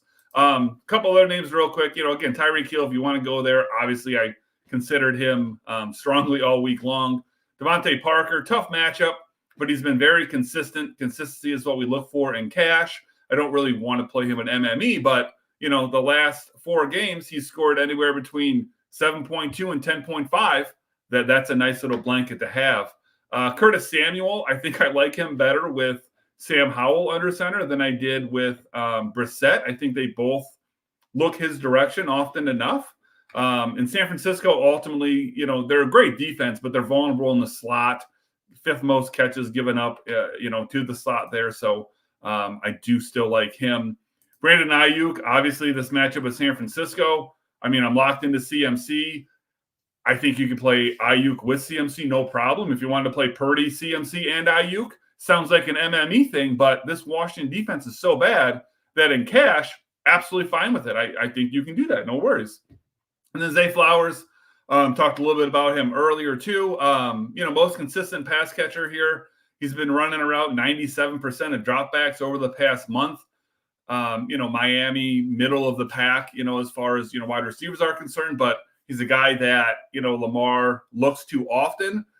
I have Lamar as my highest exposure to quarterback in MME. So between him and Likely, normally I wouldn't double stack Lamar Jackson, but I do have a lineup that does have a double stack with those two in it, but it's mostly Zay Flowers with my Lamar. So I think Zay is more of an MME play, but again, in cash, he's not cheap, but he's not expensive. That's another route that you can go. So I know I went a little long on the wide receivers there. I do apologize. I made it quick on running backs. I'm going to make it quick on tight ends as well. So do what you need, Chris. Yeah, I think there's something going on in Carolina, and I'm sticking to that one with Bryce Young. If I'm going to play Bryce Young, I think he's like 6'6" on FanDuel, as I was saying. DJ Shark against Jacksonville, even the young kid Mingo. The price tag on those two wide receivers alone. And again, it's one of those weeks where just little blips of two players from the same team. Is it the same position? Like we just talked about Broncos at running back. When we look at the wide receiver position, I just from a theoretical game standpoint, right? All these games going on, it's kind of like we can daydream and we make it up as we see fit, and more times than not, we're correct, and we go from there. The idea of two Arizona wide receivers against the Philadelphia Eagles, if we're going to stack up, if you love Jalen Hurts in a MME cash lineup with with what they have going on and AJ Brown and that right there, you'd think to yourself that Arizona's going to have some sort of life in them somehow, some way. I've never been a big James Conner guy in terms of running back. So Michael Wilson, very cheap again. And whenever he's been active, he has been heavily involved. And I don't know if there's ever been said in the same sentence, but a safe punt play in a way, right? Well, Michael Wilson, when he's been active, he's been so cheap, and it's just like a set it and forget it kind of thing. And when he's inactive, we looked at Greg Dortch's way, but we've never thought, well, the light goes off one or the other. Why not both together? Greg Dortch is going to be active right now. Philly looks to be last against opposing wide receivers, and Philly's going to put up all these points, and the over-under in that game is, let me double check, it's at 48 right now. Just a quick highest of the 48 and a half is San Francisco, Washington. Excuse me. So Philadelphia, Arizona is at 48 even. So they're like one of the top three, point totals of the slate. So again, could Philadelphia score 48 by themselves? Absolutely. Yeah. But Arizona's going to have at least, I'm guessing, around 20. I'm going to guess 2 to 3 touchdowns. And where do they go? Where's the most likely spots that they go? You mentioned Curtis Samuel. We talked about him on Thursday. I love the idea of Drake London too. I'm working my way from the bottom to the top. I don't know. I do it different every week, but Drake London. We can do whatever the hell we want, Chris. You do whatever you want to, buddy. This Atlanta-Chicago game, there's something there. I'm always prone to these nasty games, Chicago and Atlanta, the Chargers at Denver. I mean, it's all like, what are you doing, Chris? Carolina, Jacksonville, right? So to me, it makes sense. Everybody, in I forget what movie it is, but it's called the Kansas City Shuffle. While everybody's looking this way, you go this way, and Bruce Willis pulls it off to perfection. It's called the Slevin, I think it's called, with him and Josh Hartnett. It's a fantastic sounds movie. Like MME in a nutshell. Yeah, the lucky number Slevin and Jackson Smith-Njigba. Seattle's playing Pittsburgh. We talked about the enigma that is DK Metcalf and what's going on there. Jackson Smith-Njigba, his price tag has been staying in the same spot. He's actually $100 more than Curtis Samuel. And we talked about it Thursday in the opening of this broadcast, but we didn't mention any of the Giants wide receivers. And again, I know you love Darius Slayton. I know folks are going to go to to, Wan'Dale Robinson, right, to a certain extent. And that's great, right? I don't mind the idea of Wan'Dale and what's his name? As I said, Darius Slayton here. The Rams right now 21st overall against opposing wide receivers. And again, Tyrod Taylor is going to be the starting quarterback, and he's a safe play at the a safe punt play at the quarterback position. It's week 17. Anything is possible. It's wild that it's going to be very strange. And that's why I love it. Right. And when we look at the tight end spot, we'll pivot over to tight ends here. And when we look at the tight end spot again, Travis Kelce's not been himself per se. And some people, you point to what's her name? Taylor Swift. Is Taylor Swift a problem? What's going on? Listen, but again, I would love to have Taylor Swift be my problem. You know what I'm saying? Like, yeah, just that's a good problem to have, Chris. Slide her on over. We'll hang out. We'll do whatever. But when we look at there's ever a get right game, if you think those are a thing, then it's going to be this week. Cincinnati 31st overall against opposing tight ends, 7-8 on FanDuel. On DraftKings, it's just as generous. He's $7,000 over there. And I know you're going to mention Trey McBride. It's a beautiful play, but I'll toss it to you. Where are you going with tight ends here? Because again, when we get there, well, even though we're here, I'm starting with Hooper and Gerald Everett, and I'm working my way back. So I'll toss it to you for any premium positions that you're looking for today. Yeah, and I do want to say, stay tuned before we close here at the end of the show. We do have something coming on here at the end of the show that isn't normal. So just stay tuned, but to the end here. We got something special for you. But tight end. I mean, it's Gerald Everett for me, just like it had been pretty much all week, definitely since Friday. It's just who's going to get the ball, there, right? And it's going to probably be some combination of Quentin Johnson, Gerald Everett, Austin Eckler, whatever, right? But at his price at tight end, again, the need to save money, almost like always. 8 targets each of the last 3 games. I think you go there, no problem. Isaiah Likely is another guy. I mentioned him, earlier. And I think it's more of an MME play because I think the price is awkward. I feel like you either need to pay up for Trey McBride, who I'll get to in a second, or you just pay down, if you will, for Gerald Everett. And, you said earlier about a safe punt play. I feel like Gerald Everett is a safe punt play at tight end, at least this week. The volume should be there for his price, whatever.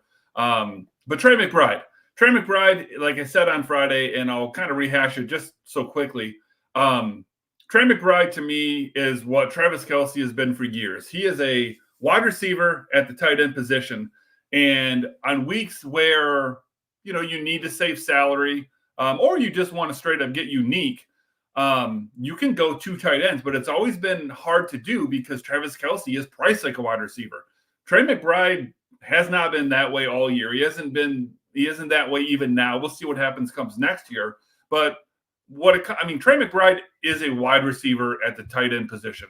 The volume is is wide receiver level. So while I'm not playing Trey McBride in cash because the price is the price is an issue. In cash or in MME, you can definitely go there. And again, you can put him in the flex spot, as well. So, again, way to be a little bit unique, but ultimately you're playing a wide receiver just labeled as a tight end. So yeah, very similar to what I thought on Friday, Chris. Yeah, and it's I'm sticking with the same thing. I mean, Gerald Everett is very much in play. Austin Hooper, that one just came about like mistakenly, right? I had mentioned Michael Mayer, and then I was scrolling down, and then you mentioned him today that Michael Mayer was inactive. So then to me, Austin Hooper is very much in play. Durham Smythe, Mike Gesicki, these kind of guys. And you look at just from a price perspective, let me work something out on the fly here. When you look at a guy like Trey McBride, he's 6'8" on FanDuel against Philadelphia. The player in the matchup is not in question. The price tag 6'8", there's nothing you can do with that, right? And as it stands right now, I have Trey McBride projected at around 11 or 12 points. I can find a tight end that's almost half the price, right? If 6'8", so let's call it what it is, you would need it to be like $3,400 would be the price in the half price, and you can't get a tight end like that on FanDuel. I think the cheapest you can go is like 4.4, something like that. But you can get a Mike Gesicki or a Noah Fant at like 4.4, 4.5, and you expect 5, maybe 6 points, and you're going to get half the points at half the price, and there you go. You get another $4,000 you can spread around. So it's all about where are you willing to sacrifice, right? If you're stuck, not even stuck, but you're bullish on Trey McBride this week, then run with it. I mean, I've never been one, and I know you have never been one to tell people to, get off of their horse or their wagon or who they're going to hitch it to. But the week to week, it's a different animal. It's a different beast. And if I remember correctly, last week was one of those weeks where we did the double tight end. The Njoku and Trey McBride show came into town, and it was okay, right? Cleveland won, and Njoku, they went to the play. Cleveland's going to the playoffs. It was a wonderful thing. But now when we look at it this week, teams they're going to start to tighten up, or they're going to start to just let loose because you got nothing going on. So to me, a guy like Kyle Pitts, right? He's been towing the line all season. He's 5'7" on FanDuel. So you look at him, you're 5'7" in comparison to Kelsey, who's 7'8". Ingram is $7,000. Kyle Pitts is going to get all the usage and targets that he can handle. And against the Chicago team, you mentioned in passing when we talked about the running backs, if I'm not mistaken, they're susceptible to slot, so some players in the slot, and that's where Kyle Pitts is going to make his home today, and that's what he's done all season. And right, is he the star, the stud, the generational talent we thought he was going to be? Who cares? I don't care. This week he's 5'7" on FanDuel. I have him for around 8 to 9 points, and if this kid catches a touchdown, you're looking at just as many points as like a Kittle or a Schultz. And Schultz is playing against Tennessee, who on paper you're like, well, Tennessee's first overall against tight end, so I'm not going there.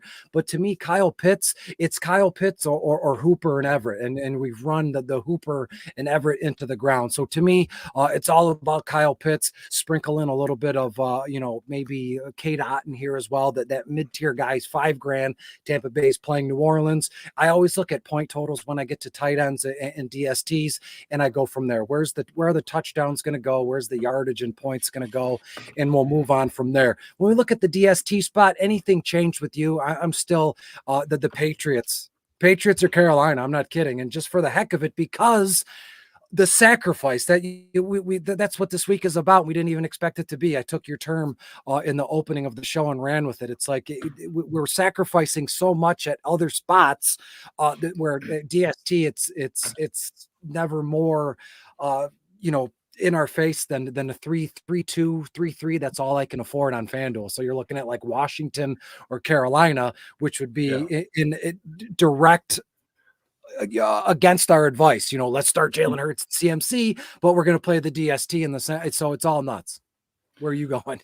I mean, I'm not someone that subscribes to the fact if you can't play a player against, the DST you're playing. Now, I would limit it to one.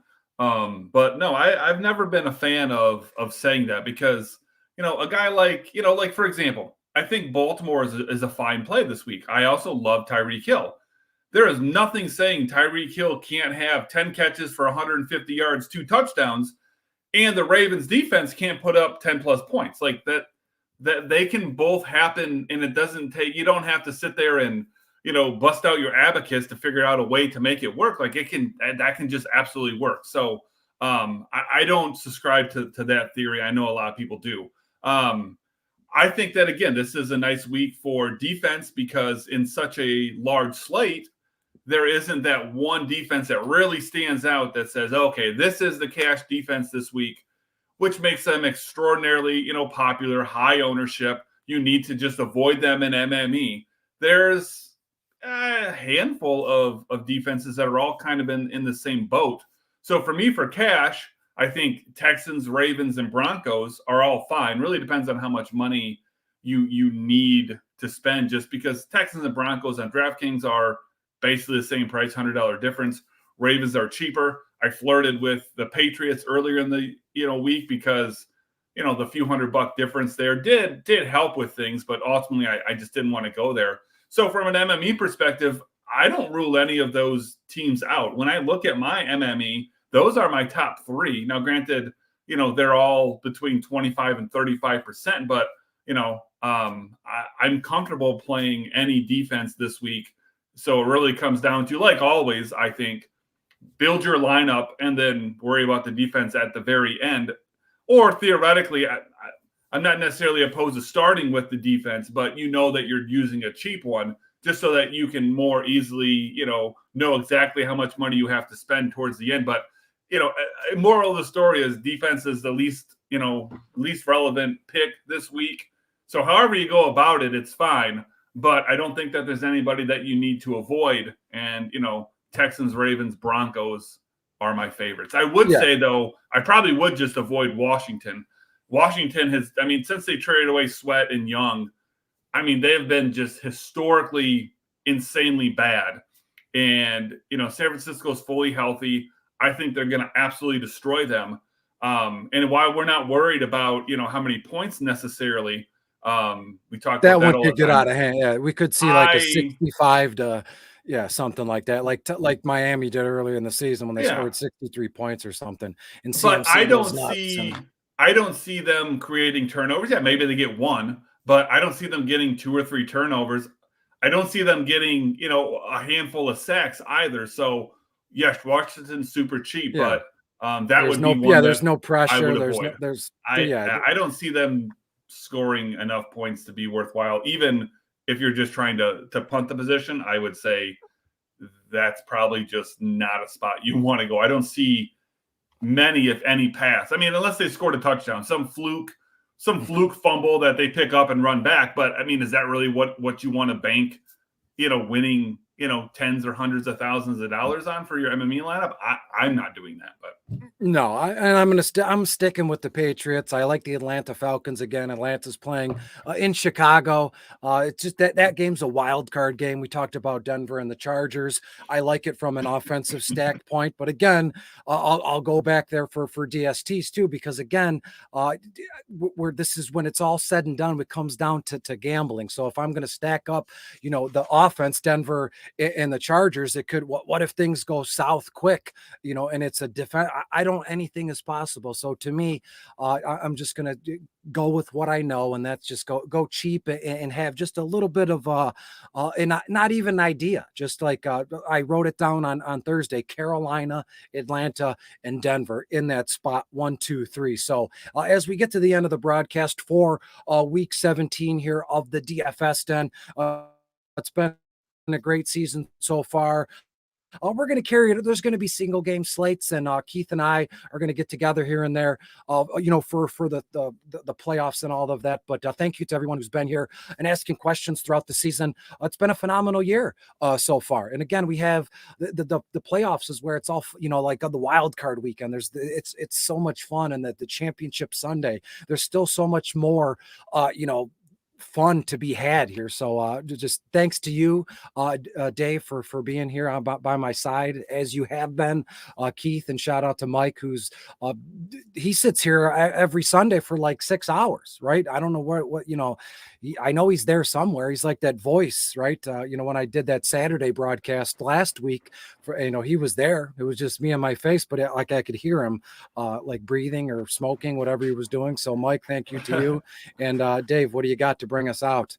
Well, it's sad because LaPlant is out kicking his coverage. He's got a beautiful girlfriend, at home, and I can see the love between the two of them. So she thinks he's on. She thinks he's going to be like famous, maybe broadcasting or producing. She's holding out. He's even probably holding. I'm holding out hope that I make it big broadcasting. So I would imagine we all have the sense of an ego, right? And so he's outkicked his coverage, and he probably tells his girlfriend, "I do this for 5-6 hours a day because I'm going to make it big one day." Yeah. And we pray that we all do.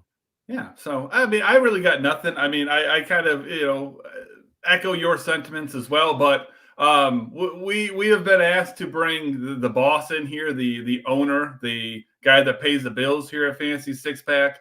He asked to come in and say a few things, and you know, I mean, I don't care if I get fired or not. So maybe you called him ugly last week. I don't even know if he was aware. I called him a lot of things, but I also say it to his face all the time. I'll text him and tell him he sucks all the time. But with that being said, he'll come in and be like, "Oh yeah, he really does that." He's an a-hole. I'm an a-hole. This business is not. It's not like a 9 to 5 where you punch a clock and you go into work and you have like a potluck and you bring in food and you're all in the same spot.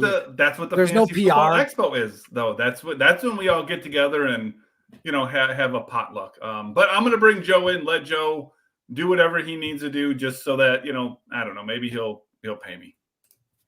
Yeah. Well, this is our maybe I'll pay you. Yeah, I don't know. It's worth considering. Okay. Anyway. Yeah, what I wanted to do was just come on here and I said it at the end of my little segment at the 11 o'clock time slot here, but just wanted to make sure you guys heard it too, Chris and Dave. Want to thank you guys for doing this every Sunday. I know Keith Fleming jumped on a couple of times as well, so thanks for him to jumping on and giving us this great DFS content. You guys did all the shows on Friday or Saturday or whatever day it ended up being. I know Thursdays was part of it too, and I know we'll have some playoff content as well, so I'm looking forward to it. But again, Mike LaPlant, Dylan Clemons, JJ Schultz, Alan Sandage, Keith Fleming, you guys did awesome. Hope everybody enjoyed the show. I had a blast coming on here and listening to it every week. So good luck in week 17, everybody. And yeah, make sure you tune back in. We won't be doing this show next week, but I think maybe Chris and Dave will have some other stuff going on for the week 18 slate. We'll see. Obviously, we've got our Discord. We've got some free channels over there, but the stuff that these two can give you that really brings back the moolah. You guys got to become all access members for that. And trust me, the lineup advice that Dave gives alone has won me money. And I don't play a lot of DFS, so I just take his stuff and just go just down the list and cash it in. It seems almost too easy. So yeah. Again, that's all I wanted to do, guys. I want to just say I appreciate you guys and everybody listening and watching. So have a good week. Thanks for having us. Happy New Year, guys. Sorry about all the rude texts. I mean, not really, but just publicly. You make it easy. I should say it. I'll take rude over you know what, Eddy. So okay. Happy New Year, everyone. Yeah. Be safe. If we're gonna drink, don't drive. Just don't be stupid tonight. That's all I'm asking. Be safe. We'll see you. Good luck.